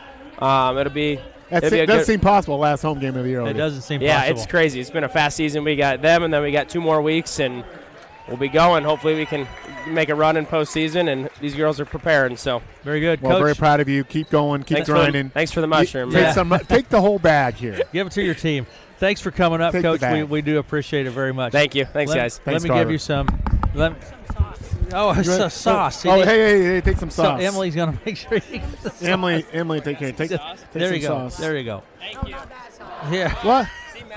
See, so, It's in that one. It's in there. this one? This sauce, the orange sauce. Come on. If you're going to do it, Matt, let's go now. Come on. Here we go. There's so much food here, Carter. I don't know what to do. Let's take a look orange at some, sauce. Right let's take there. a look at some stats again. It was Clarinda with the victory, 74-17. Thanks, Coach. And Keely Jones had 5 points on the night. Ellie O'Neill, 1 point, 1 of 2 from the foul line. Ellison Johnson finishes with 5 and 3 of 4 from the foul line. Emily Siebenecker was 6, 2 of 2 from the foul line. Again, I want to reiterate, my stats are unofficial. So I may have missed a time or two between some catfish bites. Look at all those boys. Look at it, youth sports night. Look at them. Look at that. Oh, my word. And for the for the Clarinda Cardinals tonight, Ellie Cole had 10 points. Smiley Wagner with 8 points on the night. Addison Wagner, 11, 1 of 4 from the foul line for Addison. Kylie Meyer, 2 points on the night. Ayla Johnson was 7, 1 of 3 from the foul line. Sydney Hansen had 3. Carlson Wellhausen with 9 points. Maddie Cole had 16 points on the night, 2 of 2 from the foul line. Ellery Bird with 4 points on the night, and Elena Hess had 2 points on the night for the Cardinals, and again the final 74-17 on the night. We'll take a break. We'll be back and turn the page, and we're going to talk boys basketball when we get back from this.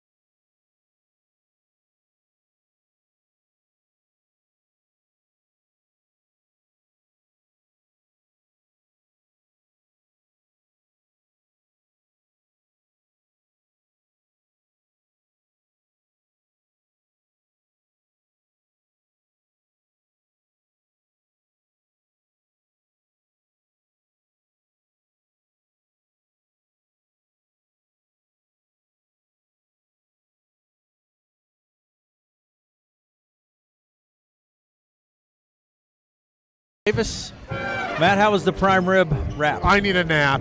Okay. I'm tired. It's like an after Thanksgiving meal. Slumber I'm in.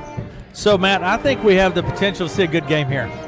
Yeah, the Red Oak Clarinda, anytime these two teams hook up, you're going to have a good game. Tigers are 5-10 on the year. Clarinda 6-9 on the year. Last time these two teams met back in December up in Red Oak, with Clarinda winning a close ball game 45-38. Clarinda has won the last 7 in the series. The last Red Oak win was back in 2022. Of course, these teams, looking at them on paper, they're almost identical. They both average 51 points per game offensively. They both give up around 56 points defensively. Field goal percentage, Clarinda 38%, Red Oak at 34%. From three, from three-point range, they're both at 27%. From three, free throws, Tigers shoot 58%. Clarinda shoots 63%. Rebounding, Red Oak and Clarinda both about 26 rebounds per game. Really, statistically, they're just almost even in almost every category. Turnovers, Clarinda 14, Red Oak with 10 per game. Clarinda with 16 fouls per game, Red Oak with 10. When you look at the three-point shot differentiation, Red Oak has attempted 309 three-point attempts on the year. Clarinda 244. We know Red's more of a three-point based shooting team, but statistically both teams the same. And then who are the big guys? For the Cardinals, Sam Klein, 13 points per game, 7 rebounds per game. Of course, for the Tigers, it's Reese Montgomery, 19 points per game, 14 rebounds per game, leader in the state in rebounding. So Reese Montgomery, an all Hawkeye 10 performer. So going to be a good game tonight. These games are always tight between Red Oak, Clarinda boys, and I expect nothing less here tonight. Should be a good one. And again, looking forward to it here tonight. We're going to take a break. We're going to come back and we'll look at the lineups after this.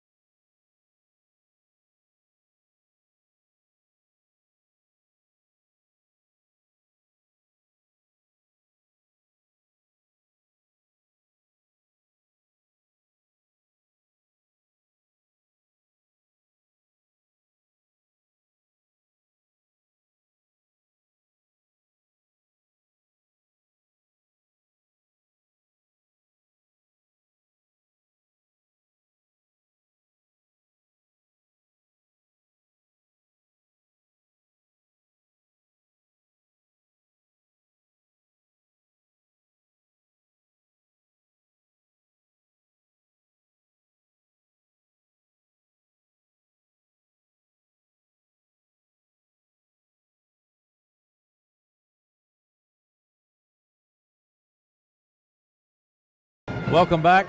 Let's take a look at the lineups here tonight. First, we're going to start with the reserves for the Clarinda Cardinals. And Caden Roop is a senior, 5'11". Creighton Bird, a junior, 5'3". Noah Harris is a senior, 6'2". A 5'6" junior, and Jack Klein. Devin Barlow, a senior, 6'3". Kane Wellhausen, a 6-foot sophomore. Aiden Johnson, a 6'2" senior. Jordan Butt is a 6'3" senior. And Lucas Deonda is a sophomore at 6 foot. And we'll confirm starters, but Nolan Wagner, a 5'9" sophomore. Ryan Wagner. Good game tonight. Ryan Wagner is a junior at 6 foot. Warner Schmidt, a senior, 6'2". Sam Klein, senior, 6'2". And Cooper Baumgart, a 6'3" sophomore for the Clarinda Cardinals. We'll confirm that up here in just a minute. For the Red Oak Tigers, reserves include Weston Cowles. Weston's been getting some good minutes. Yeah, he has. And playing well. Yeah, absolutely. Weston Cowles, a junior, and 5'10". There will be no Ethan Fouts tonight, Julie. He's feeling sick under the weather, so no Ethan tonight. That'll be a big miss for the Tigers. And hope he's getting better. Osel Peterson, a junior, 5'10". Seth Lyden, a sophomore, 5'11". Mason Gurney is a senior, 5'11". Mason's out for the season, I do believe, with injury. Pace Shalley, a junior, 5'11". Dalton Faree, a sophomore, 5'9". Caleb Siebenecker, a sophomore, 5'11". Caleb's been playing well and seeing some meaningful minutes and great contribution here recently. Deacon Bruce is a sophomore, 5'11". Starters tonight, Carson Roeder, a 5'10" junior. Mason Fisher, a senior, 5'11". A.J. Beeson, a sophomore, 6 foot. Dylan Ryberg, a 6'5" junior. And, of course, Reese Montgomery, the junior, at 6'5". So those who we think will be the starters, but we will confirm that in a bit. Yeah, and I think what we'll see, what we kind of saw in that first game, I think you'll see really intense defensive pressure, especially on Montgomery. A lot of times Clarinda will do a box and one, or they'll do some sort of thing. We've seen that in the past when they were defending Max DeVries, and they try to take that number one option away defensively. And I'm sure Coach Taylor knows that as well, so we'll see what shakes out here. But I think the key for the Tigers tonight is match that Clarinda intensity, especially from the get-go. Be right in the game from the get-go. Take that first 4 or 5 minutes game, be right there, stretch the game out, take care of the ball, knock down your shots. For the Cardinals, then the Cardinals really want to attack that glass because you know Montgomery's going to be on that glass. So the Cardinals really attack the glass, maybe create multiple shot opportunities. Tigers going to have to knock down some threes tonight. They're going to be contested threes. A lot of times the Cardinals want to run you off that line and make you drive because they know that's not Red Oak's strength. So we'll see if the Cardinals really try to run Red Oak out that perimeter, especially if they're in some sort of man defense. But should be a good game. They're always close between Red Oak and Clarinda. And we've seen some really good games between Red Oak and Clarinda over the years. The gym in Clarinda is smaller and just more fans are closer. That new gym in Red Oak is spacious. You know, you got that long sideline on the other side. So you get down in this Clarinda gym, and it's a much more smaller, condensed atmosphere basketball-wise. The wall is right behind the hoop. So it's, that creates, I think, a different dynamic, a feeling when you play basketball. Some players like that smaller feel. Some are like the bigger gym force place look. I always liked the smaller gym environment because I felt it was more intense just because the fans were there, the band was there, closer to you. Everything just was more condensed. I always felt that brought a little bit more intensity when you played in a smaller size gym. I feel like the band is right next to us now, Matt. Thank goodness there's no gong tonight. I heard we were down here a couple weeks ago and Clarinda debuted a gong. I heard great things about the gong. And the gong was in my left ear. I was considering whether I should submit that as some sort of workers' comp claim for deafness in the left ear, listening to the gong all night. Oh, that's great. But some hearing has come back in the left ear. So, Matt, we'll take a break. We'll come back here in just a few minutes and have some further comments before we get underway. It's Red Oak and Clarinda. We'll be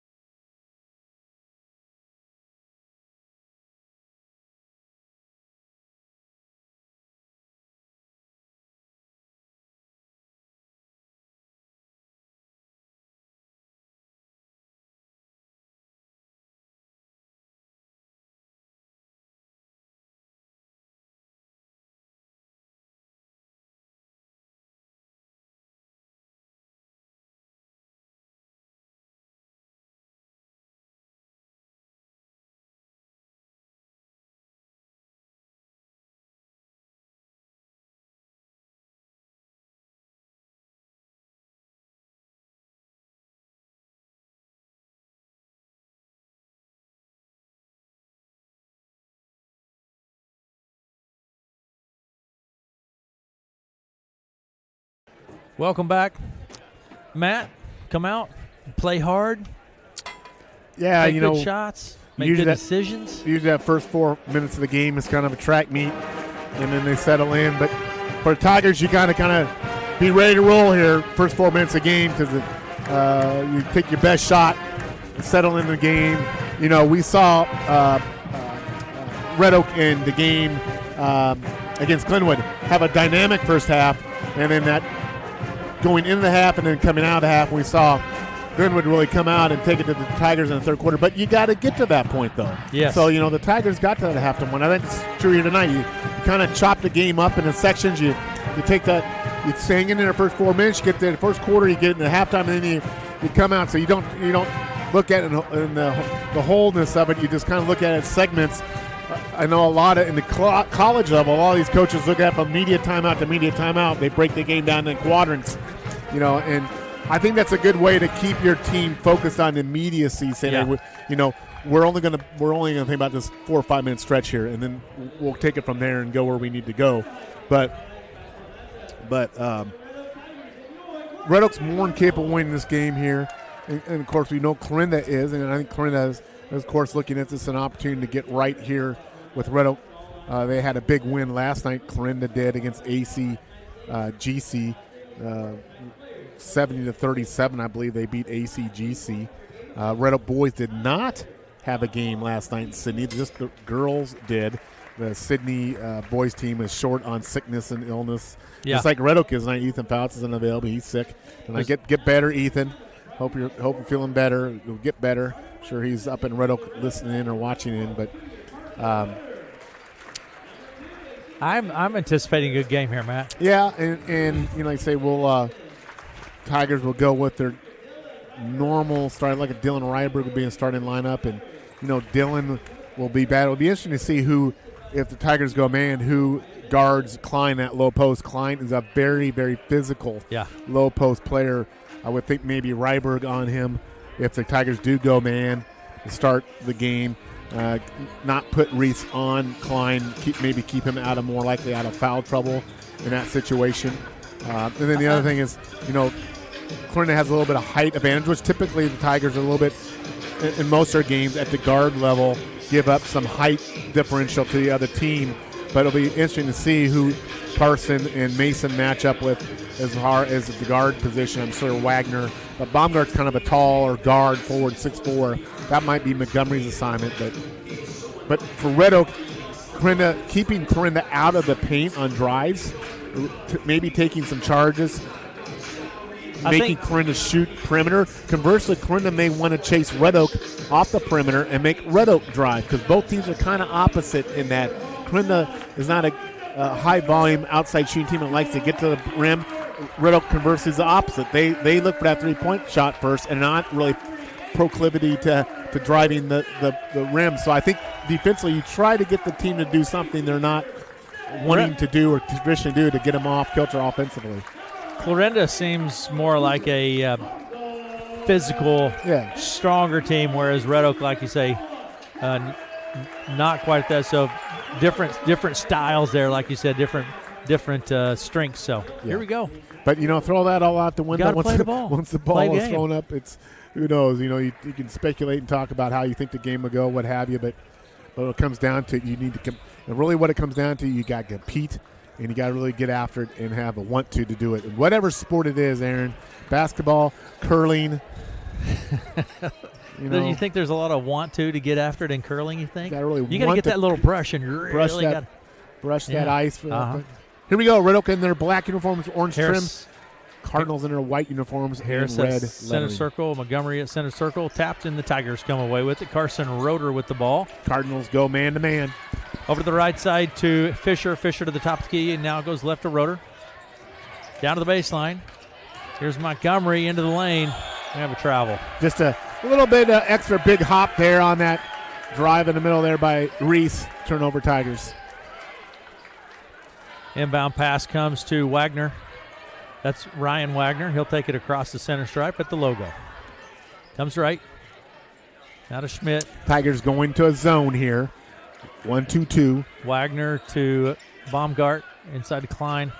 Klein pulls up for the jumper on the left side. No good. Rebound, Ryberg. Good job by Dylan Ryberg there with that rebound. That's what he needs to do, get those rebounds. Montgomery to Ryberg on the left side. Top of the key, Beeson. Here's Montgomery for three off the left wing. No good. Rebound pulled down by Schmidt to Wagner. Quickly to Baumgart. The baseline. Back to Wagner. Good transition defense there by the Tigers. Klein to Harris. Over to the left side, swing it all the way around. Good ball movement by the Cardinals. Underneath the Harris, he puts it up, but he was too far into the basket and couldn't get to the rim. Across the timeline, Montgomery with the ball, foul line. Here's Beeson out on the left side. Looks in, trying to get it to Ryberg.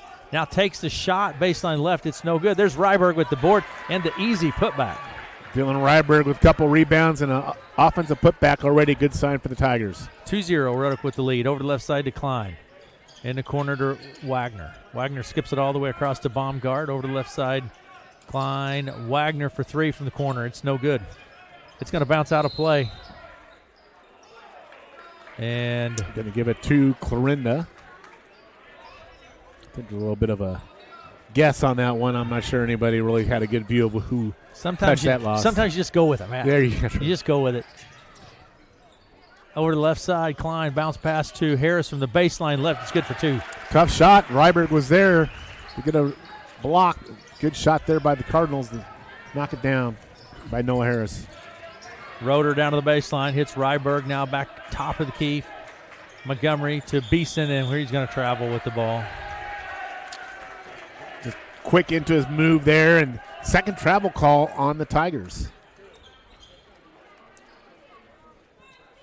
And it will be the Cardinals' ball. Wagner to Schmidt. And the Klein in the corner. He skips it all the way across. Baumgart fakes the three. Now to Schmidt. There's Wagner. Schmidt showing some patience here. Klein skips it all the way across court to Baumgart. He drives down to the baseline. Hits Schmidt from the high post. Good for two. Warner Schmidt for two. Pressure now coming from the Cardinals. Roeder breaks that pressure. Roeder to Ryberg. He pulls up for three. No good. Rebound Schmidt. We're going to foul, off-ball foul. I think it might be on Harris. It is. It's on Harris. That's his. So that'll no, stay. that's. Yeah, yes. Harris. Noah Harris. That's his first. Tigers ball. Baseline inbound pass to Montgomery. Now to Roeder. Beeson for three, baseline right. In and out. There's Montgomery, no good. Here's Ryberg. He puts it back and in for two. Dylan Ryberg really on that offensive glass again. Second offensive rebound, second putback for him. Over the left side to Klein. Tied up at four apiece. Here's a shot from Baumgart, no good. Rebound, Roeder. Carson Roeder across the timeline. Goes in the corner to Fisher. Fisher to Roeder. Here's Roeder for three. In and out.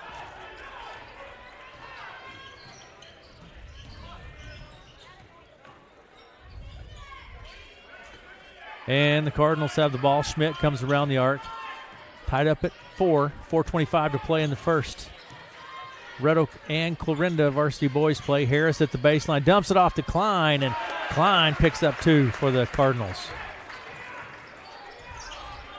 Roeder with the ball, 6-4. Cardinals with the lead. Roeder goes left to Beeson. Here's Ryberg at the top of the key over the right side to Roeder. Bounce pass to Montgomery. Montgomery spins his way. There's the jump hook off the glass. That's tough to defend right there. That's a beautiful shot there, too. A little right-hand hook off the glass on the spin move. Reese makes that look so easy. Baumgart in the corner, tied up at 6 apiece now. Over the left side to Baumgart. He tries to goes inside out to Schmidt, right wing. Here's Harris inside, shots up, no good. Rebound, Baumgart, he puts it back up, no good. And Beeson grabs it this time.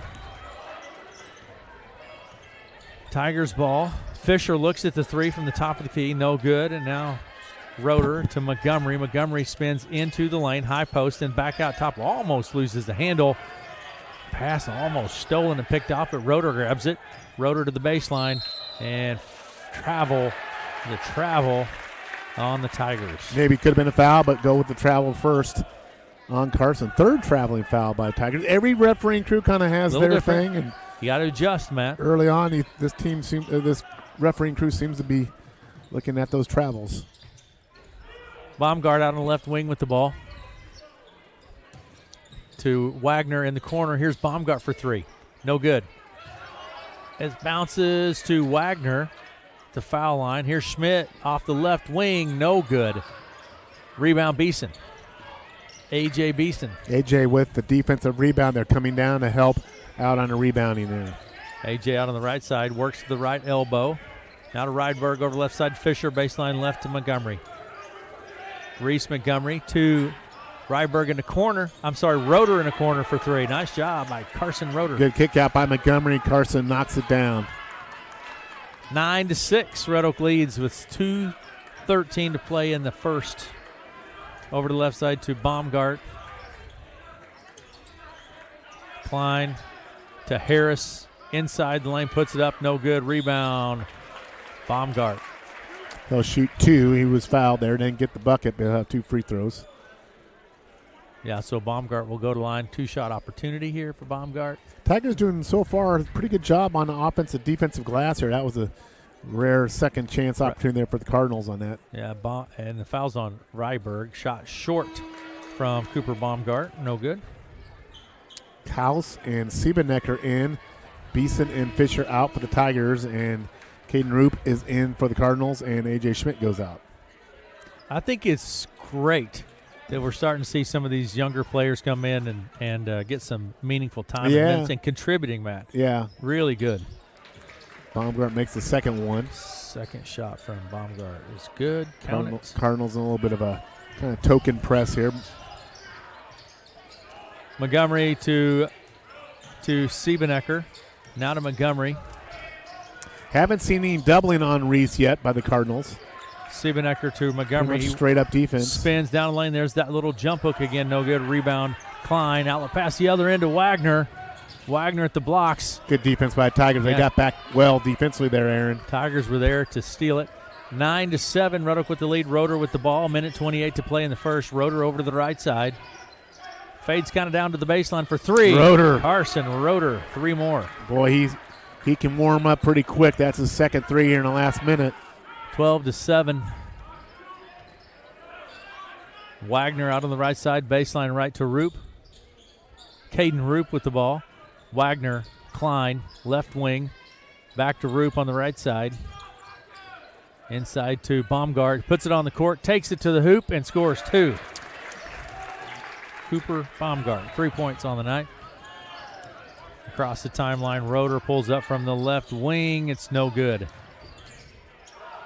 And Klein to Roop. I think that was a little bit of a heat check there from Carson. Good hands there by Carson. I mean, Carson's just, got to watch his hands, Matt. Yeah, he'll give you 2 or 3, 4 steals every night. He's just, a lot of them are anticipating passing lanes. Over the left side, Wagner for 3. No good. Rebound, Montgomery to Roeder. Tigers can take it down here if they want to. Yep. 12-9, 19 seconds and counting in the first. Red Oak with the lead. Roeder with the ball, right side to Siebenecker, now to Rydberg, top of the key Montgomery, 10 seconds on the clock. Now you need to go. Here's Kaus, 5 seconds. He takes it in lane, kicks it to Rydberg. Montgomery, 2 seconds. Montgomery in lane, and there it is. That's perfect execution by the Tigers. Just took it right down to it and scored 2.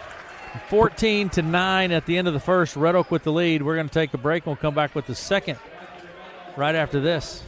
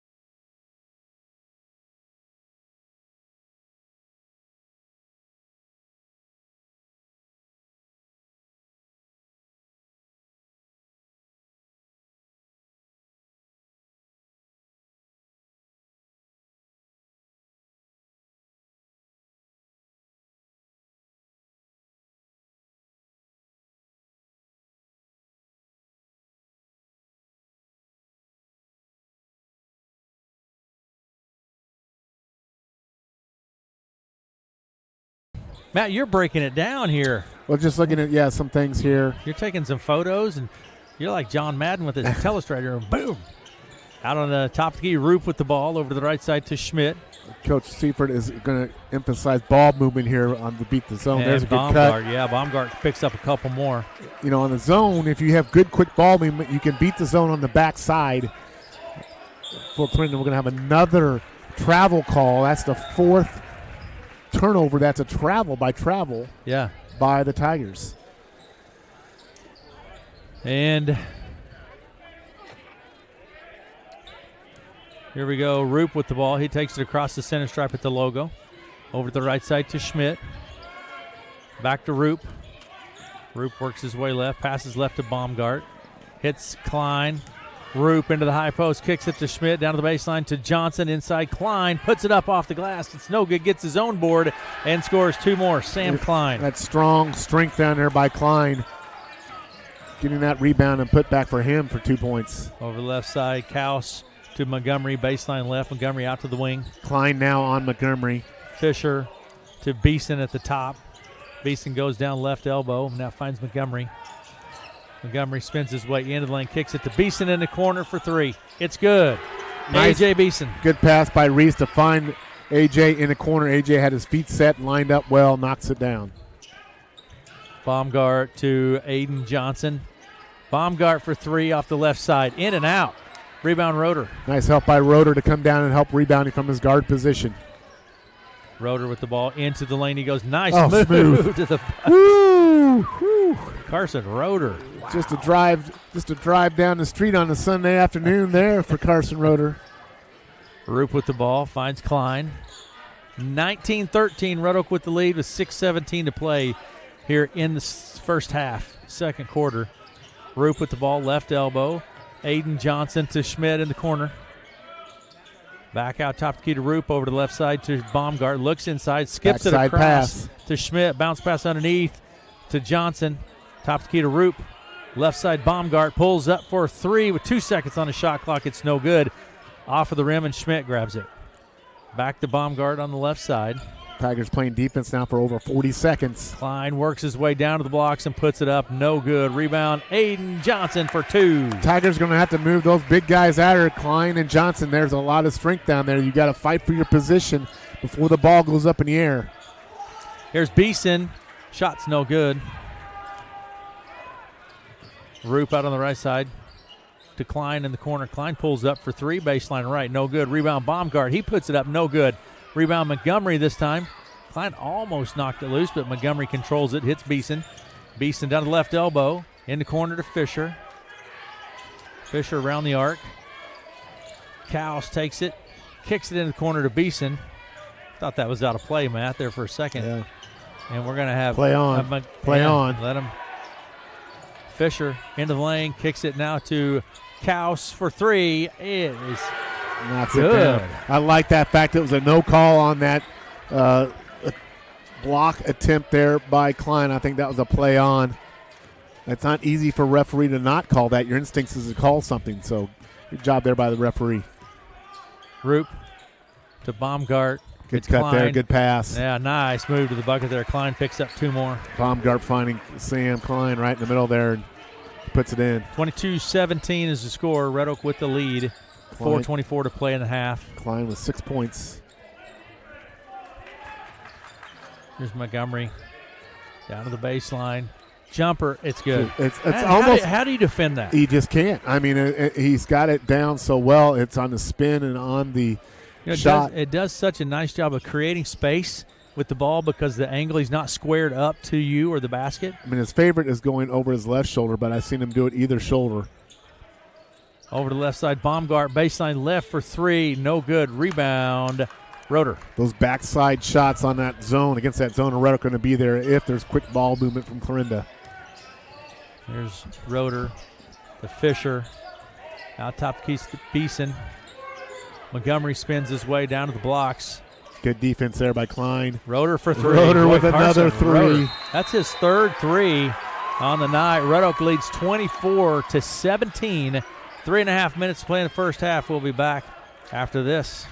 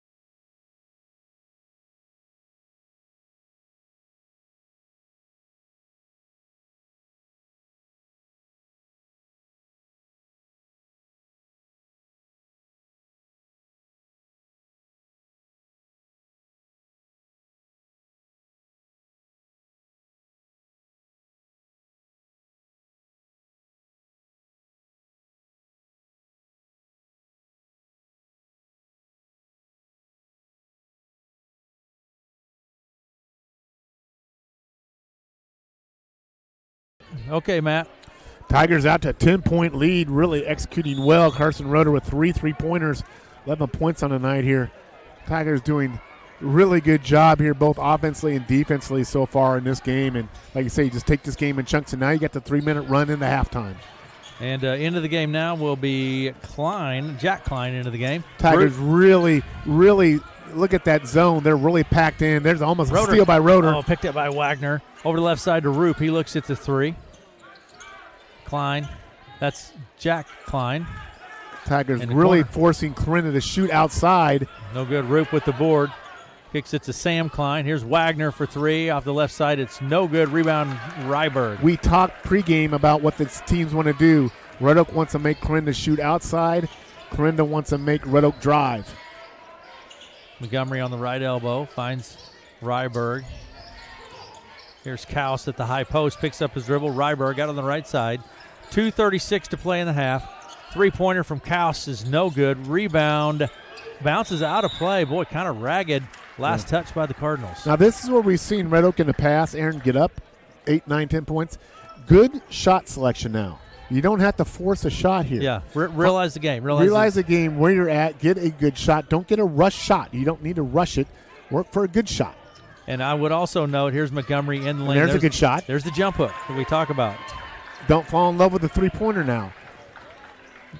Coach Taylor always talks about 2 minutes prior to half and 2 minutes after. We're entering that 2 minutes prior to half. So Tigers really camping their zone defense in there. Nice cut by the Cardinals there. There's a rebound, Ryberg. He finds Roeder, and Roeder takes it back right to left across the timeline. 29-17. No fouls on either team this quarter yet.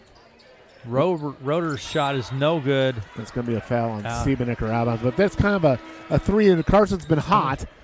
Was it a foul, or did it just go out of play? I think it just went out of play. Yeah. But, you're up 12. Run a little clock. No need to take that. You can take that shot at the end of the shot clock. Run a little clock. Know the game situation here. For Red Oak, up 12 with 1:51 to go. They need to go into halftime with no less than at least an 8-point lead here. If you're Clarinda, you want to try to chop that down here. Over to the right side to Schmidt, down baseline right to Butt. Schmidt, right wing, top the key to Wagner. Red Oak just daring Clarinda to shoot on the perimeter. Jack Klein for 3. It's short, no good. Rebound, Roeder. Roeder's going to let the traffic clear. 1:26 to play in the half. Montgomery into the lane, working against the pressure from Butt. Finds Ryberg, and Ryberg for the easy 2. And they doubled on Montgomery, and Reese, to his credit, found Ryberg, and Ryberg puts it home. Tigers out to 14-point lead. 31-17. Into the lane, Wagner. He loses the handle, grabs it, spins, just travel. Not much there. You get a whistle for the travel. Tigers really playing well here. 31-17, up 14. Baumgart into the game. Klein out. Timeout, Clarinda. All right. Let's keep it here. We're going somewhere? Yeah, we'll keep it right here. So 1:04 to go. If you're Red Oak, you got a 35-second shot clock. I think the key here is, again, work the clock a little bit. Get a good shot. Don't take a quick shot here. You've got a lot of momentum here. And work that clock to your advantage here. Red Oak has just played outstanding. Yeah. No fouls, good defense, good rebounding. They've had a few turnovers, yes, but, just excellent play. There's been some inside scoring, and not just from Montgomery. Ryberg's got 6 points on the night inside, and a lot of the offensive boards, some timely 3-point shooting. So just a great effort here. We talked about taking the game in chunks, getting through the first quarter, now second quarter, finish out the second quarter strong, and then like we talked about that Glenwood game, come out in the second half here, Red Oak say we got to be hitting on all cylinders again. But first things first, 1:04 to go here. Here we go. You're listening to KCSI FM, Villisca, Red Oak, and Clarinda. And if you're the Cardinals here, you want to get a defensive stop here. Yes. And get a bucket or two here. Try to get this to 10 or less if you can. Big thing if you can just hold them here and maybe chop it down, get a little momentum going in at halftime. Beeson fakes the 3, dumps it off to Fisher, but Fisher's fouled as he's cutting to the bucket.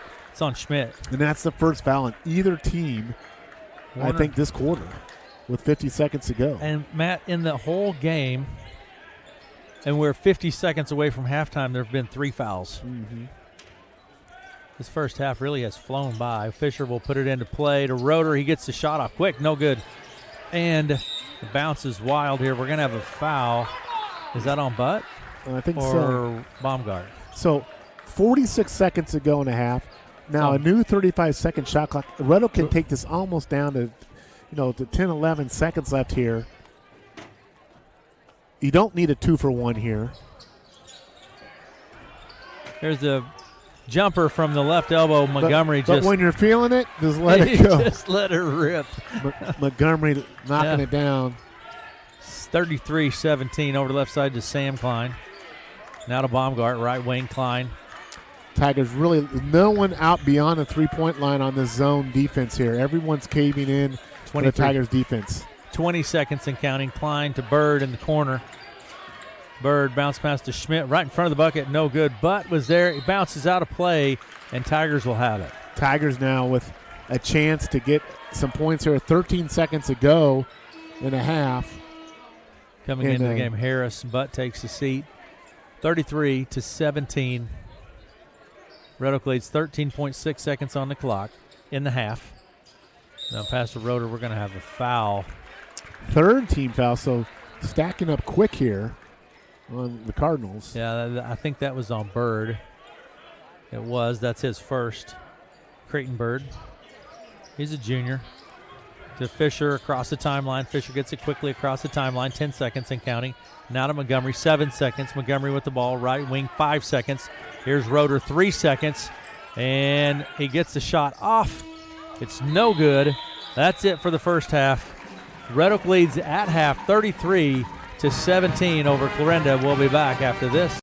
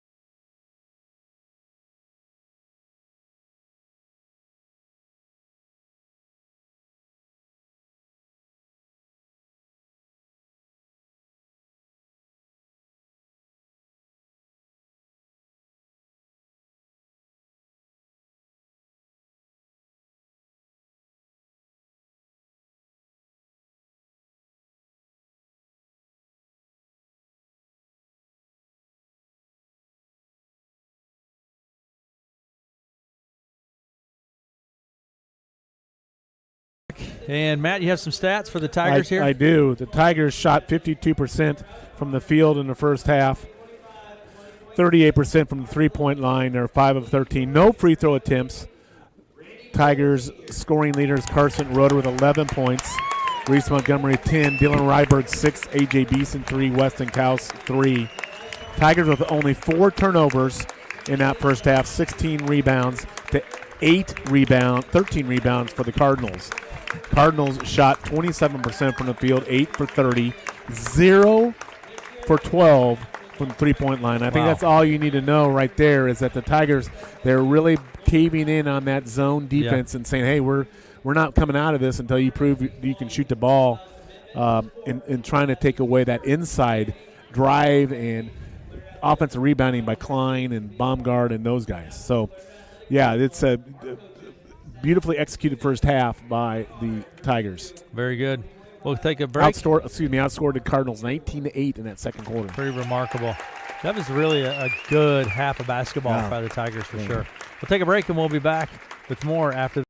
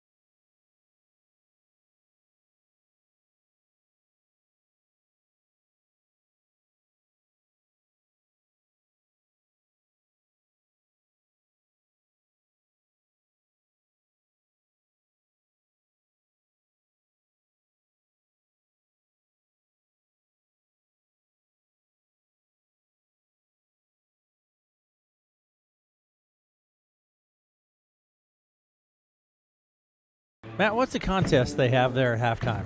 Well, it's a slap shot challenge. You shoot a puck at a net across the gym floor, and you win some valuable gift if you make it. And the kids have done a good job with that. Hockey. Yeah. I'm telling you, Team USA a week from now. You fired up Team for Canada. That's real hate right there right now. Let's look at some stats. You gave the stats for the Tigers for the Cardinals. They have not hit from the three-point line. 0 for 12. Warner Schmidt has 2 points in the first half. Sam Klein finishes the first half with 6 points.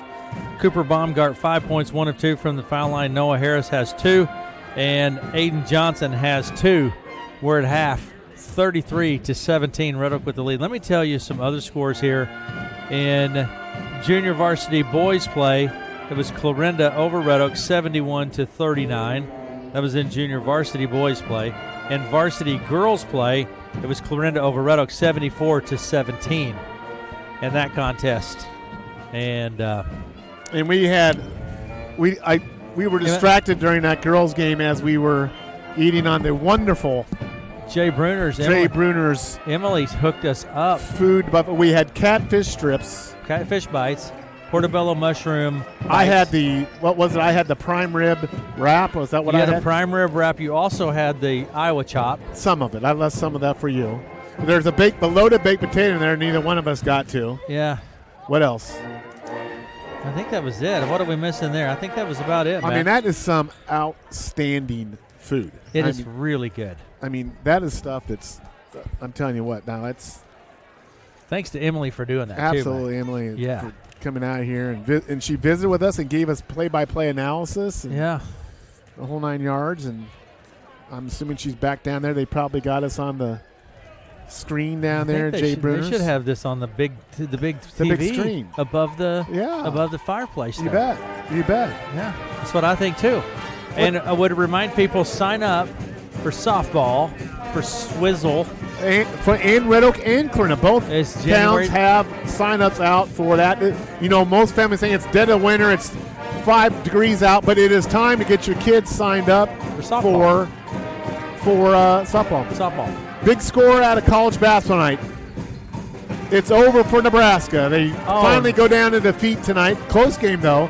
They lose at Michigan 75-72. Oh, perfect streak. What were they, 20-0 or something? Yeah, right? and they won 4 like in some low-level basketball tournament in last year. But Michigan takes down Nebraska. I think the only unbeaten team in college basketball is Arizona, which barely beat BYU, but beat BYU at BYU last night. And in the Miami, Ohio Redhawks are 22-0, I believe. So only 2 remaining unbeaten teams in college basketball. All right, Matt. But here, so if you're the Cardinals, what do you do second half? Well, I think when the Cardinals, this is about offense right now. They're going to have to move that ball much quicker on the perimeter or backside opportunities for drives or shots. But Red Oak is just caving in their zone right now, trying to prevent drives to the bucket, rebound better, and to prevent, the Klein and Johnson. So I think Corinda's going to have to move the ball perimeter, get something cutting going to the basket. The fact that there was no fouls really until the last minute, I think shows that Corinda's not driving the ball enough to the bucket.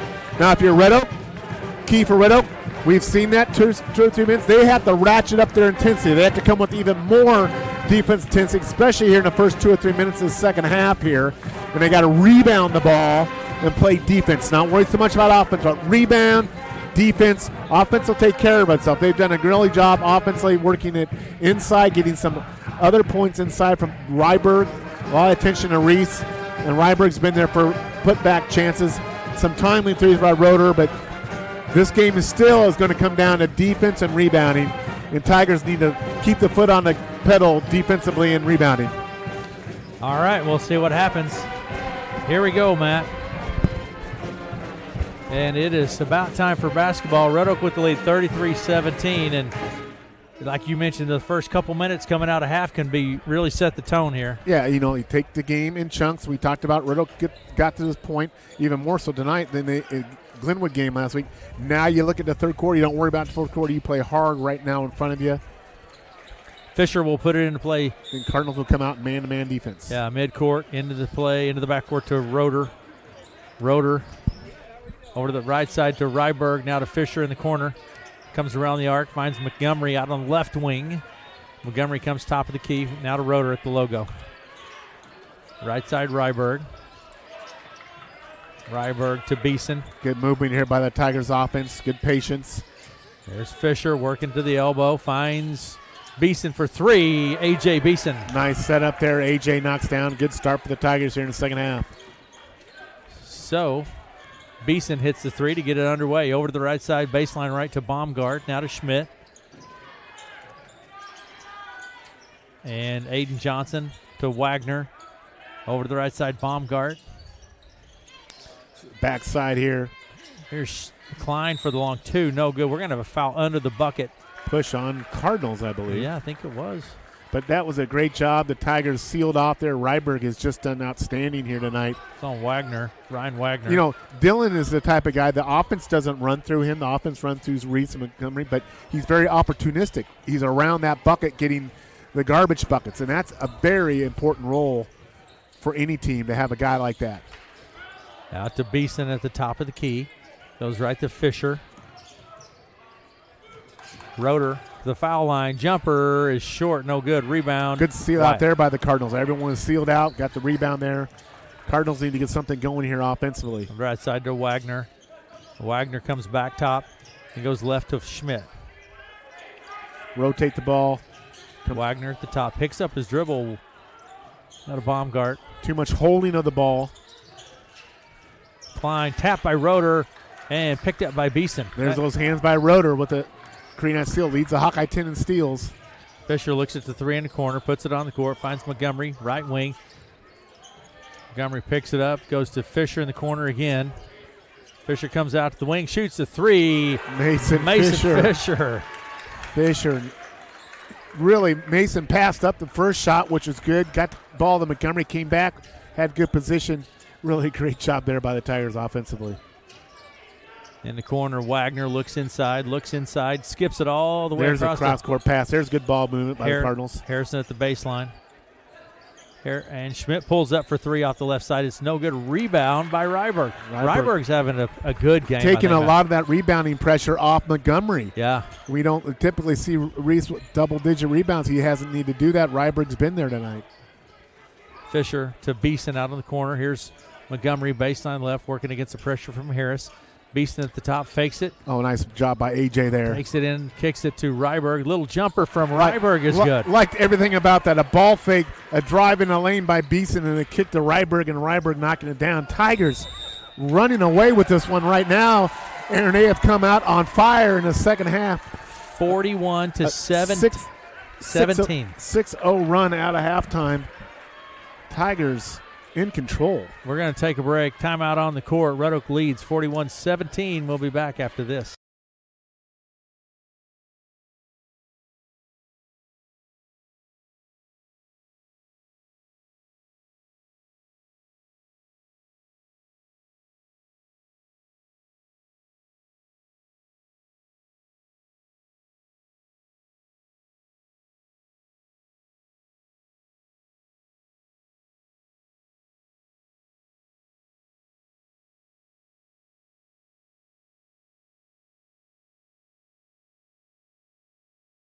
Okay, Matt, here we go. Yeah, well, if you take that first 3 minutes out of halftime and check the box for the Tigers, they have done that exceedingly well.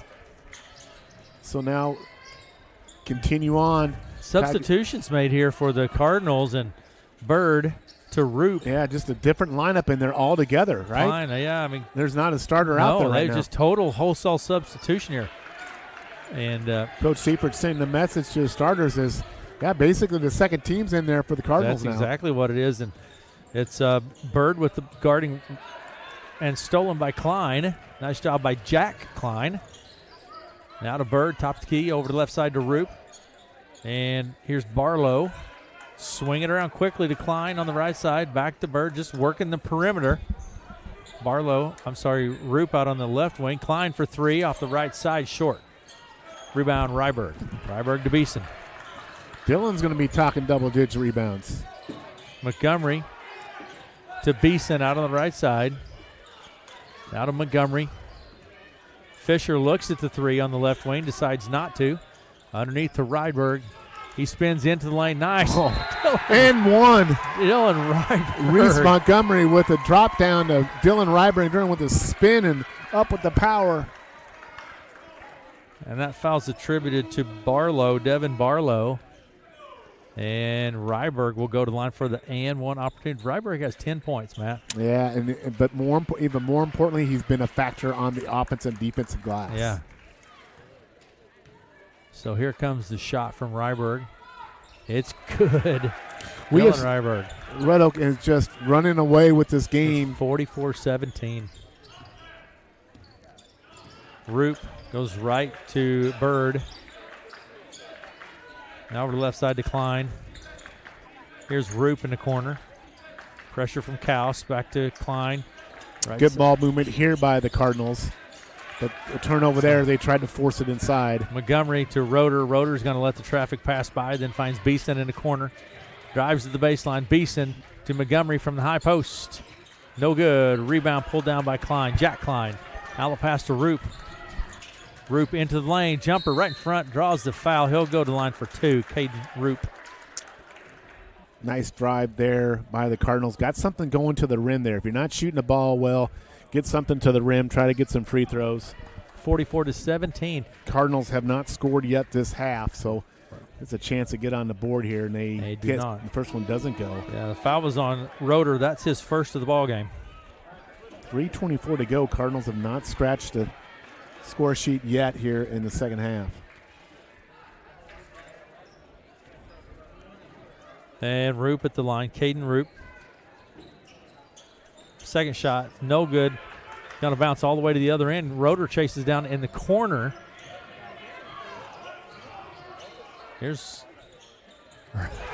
Carson Roeder for three. You know, I was saying, you don't need a quick shot. Well, it goes in. Carson with 14 points. Here's Tigers out to a 30-point lead. They're getting close to a running clock situation, Aaron. Yeah. Baseline left, it goes to Klein. Right side, here's the shot from Wellhausen. It's no good. Over the backboard, that'll be Red Oak basketball. Clarinda 0 for 14 from 3 tonight, and this Red Oak zone defense has just packed it in, daring the Cardinals to shoot. Roeder takes it underneath finds Montgomery's triple team, kicks it back to Roeder in the corner. Carson Roeder's on a heater, folks. Man, oh man. The pot is simmering. It's about ready to boil. He's got 17. Over the left side to Jack Klein. Inside it goes to Johnson. Here's Jack Klein. Baseline left. Three. No good. Rebound Montgomery. Tigers with a bucket here will be in a running clock situation. Montgomery into the lane, and he's fouled. He'll go to the line for two. Fouls on Aiden Johnson. And it's Aiden's first. This game is all Red Oak from about first quarter on. It was 14-9. It was 35-17 at half, and it's 50-17. Clarinda has yet to score in this half. Montgomery at the line. We're going to get ready to have all the starters roll back in here. Shot from Montgomery is good. So if Reese knocks this down, it'll be a running clock situation. And I believe it stays in a running clock situation. It does until I think it would get within 25 in the fourth. So this is a big like that.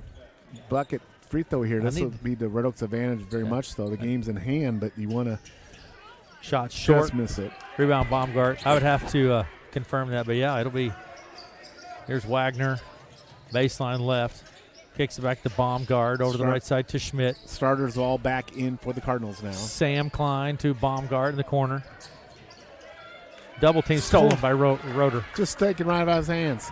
Carson's second steal tonight. Into the lane, Roeder. Oh, no. Don't do it to me, Carson. Don't do it to me, Carson Roeder. Holy cow. Carson Roeder. On another steal almost. We're in a running clock situation. Wagner to Baumgart. 53-17 is the score. Minute 41 to play in the third. Red Oak with the lead. Schmidt to Klein. Takes it to the hoop. And now there's a good take by Sam Klein. Foul's going to be on Siebenecker. That need much, much more of that. Just an aggressive, hard take, using his strength to get to the hoop. Yeah. Klein at the line. And this is Sam's first opportunity from the line tonight. Shot is good. He snaps the net with that one.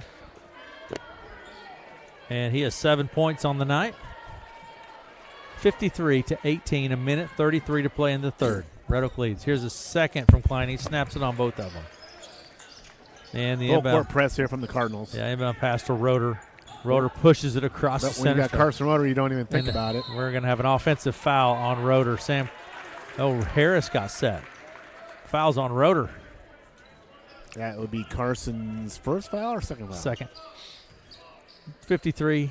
But again, a little bit of a hurry there. No need to rush. Pull it out. Run some clock.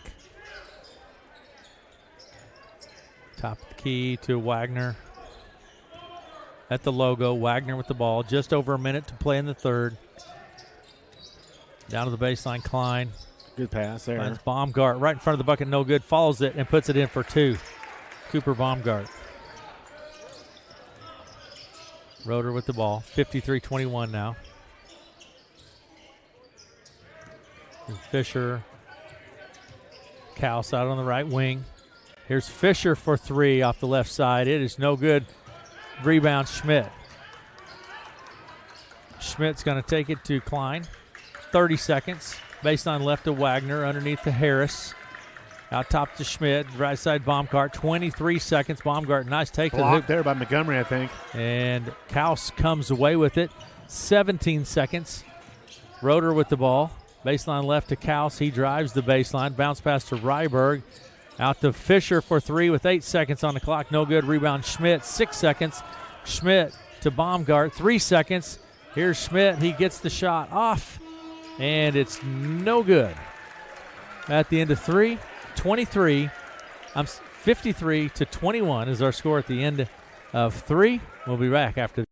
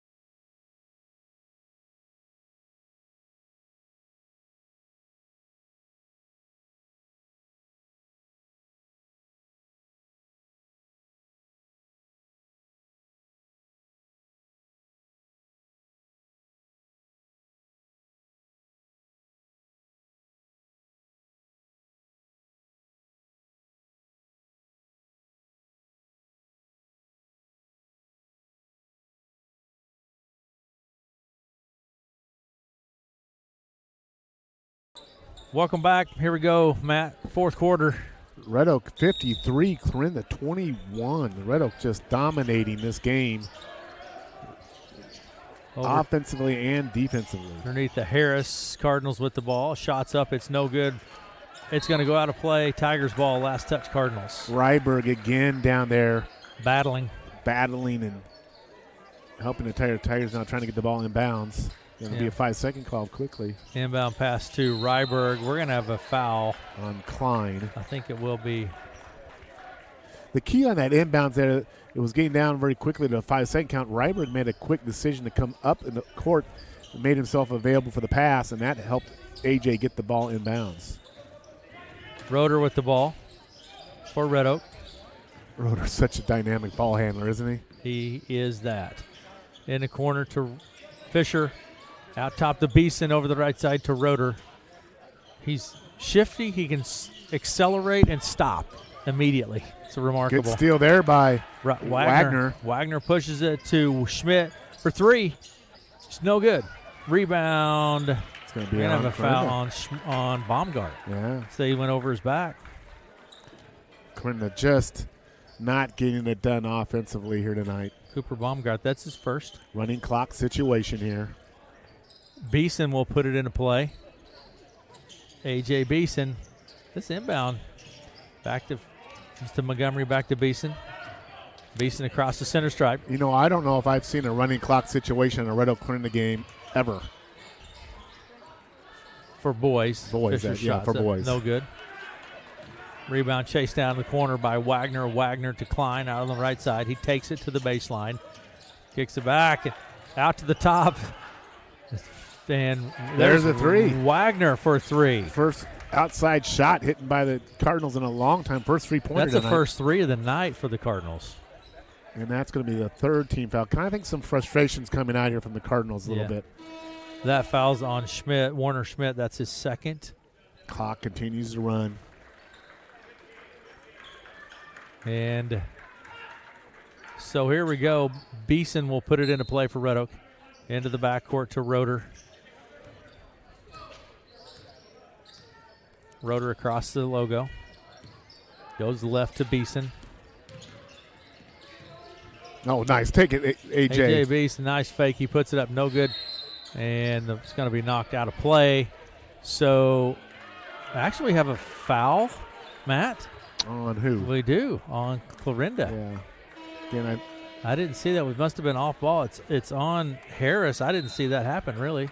Gonna have a timeout here. Yep. Timeout on the court, 53 to 24, and we will be back after this.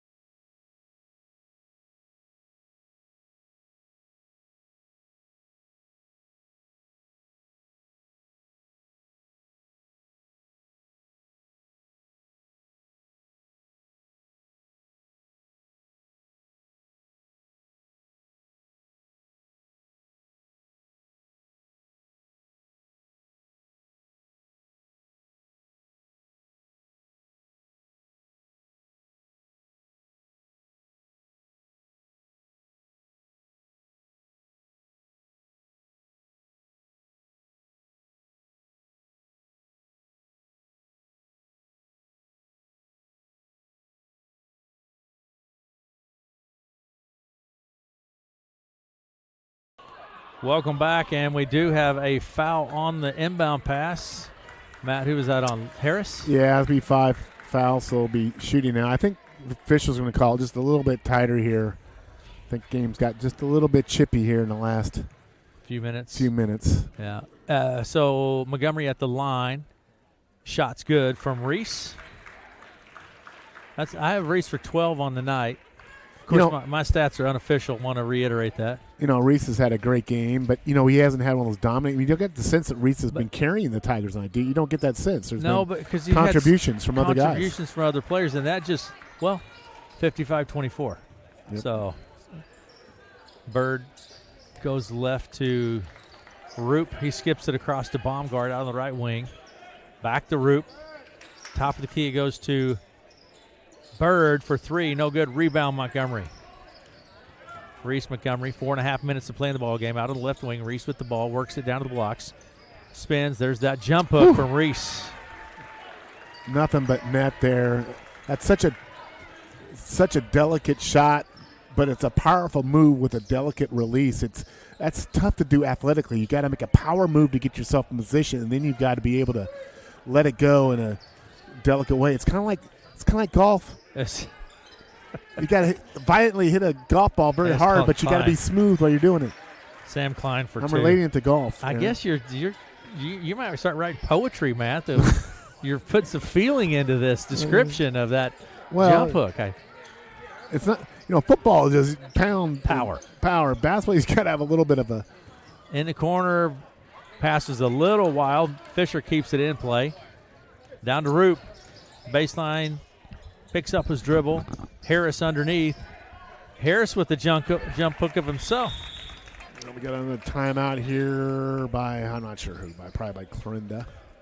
Yeah, it's a full timeout, so we'll take it. 3:29 to play in the game. 57-28. Red Oak with the lead. We'll be back. Oh, I ate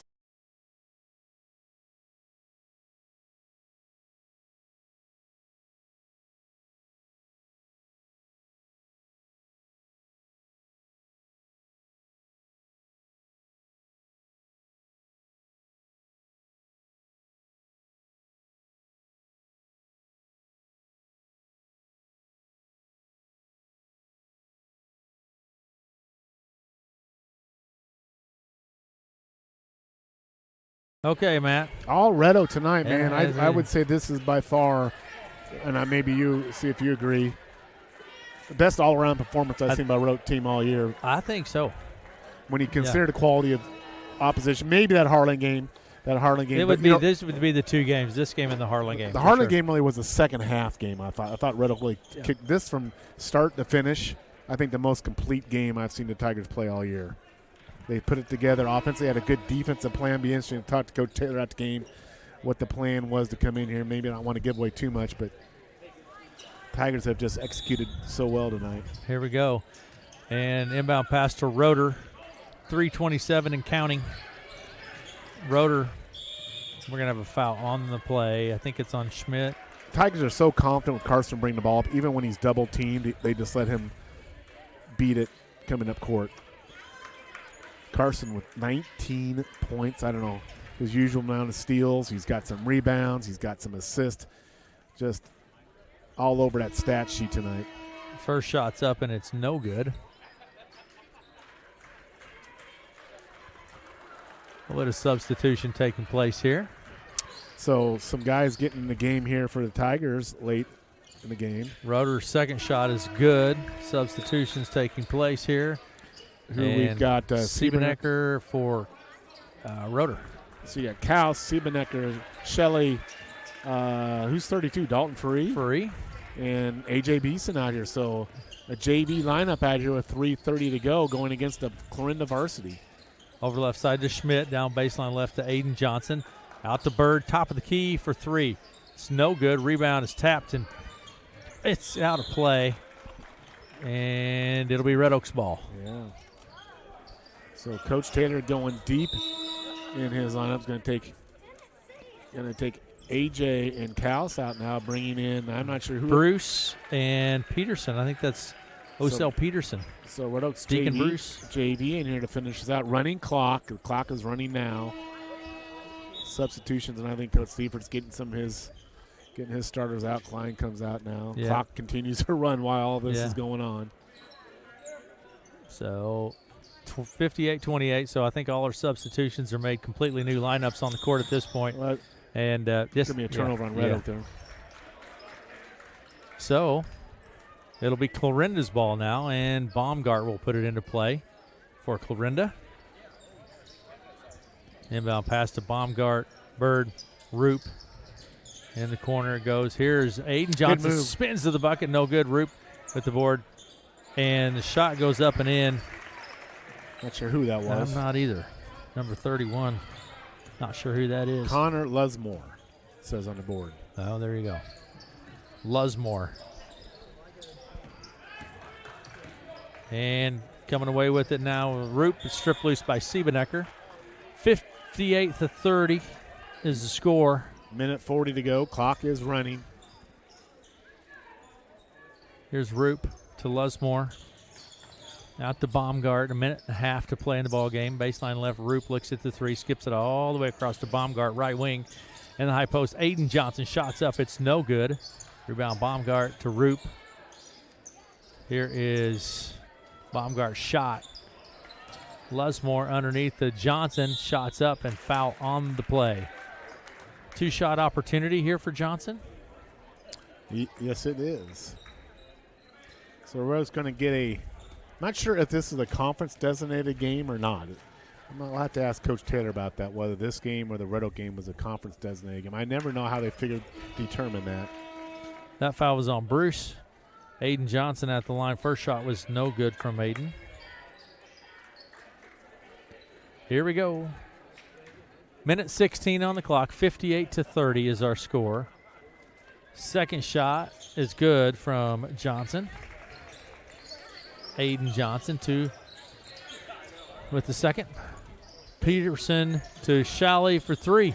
It's no good. Bounces out of play, and the Tigers will keep it. A minute and counting. Furry will put it into play for Red Oak. To Siebenecker in the corner. Out to Furry on the right side in the corner. Peterson for three. Osel Peterson, shot's no good. There's Bruce. Loses the handle on it. Bruce to Peterson. Baseline right to Siebenecker. 40 seconds and counting. Free to Shelley. Underneath it goes. Stolen by Bird. And Bird about loses the handle on it. Now to Roop. Roop across the timeline. 30 seconds. Lusmore for three. It's no good.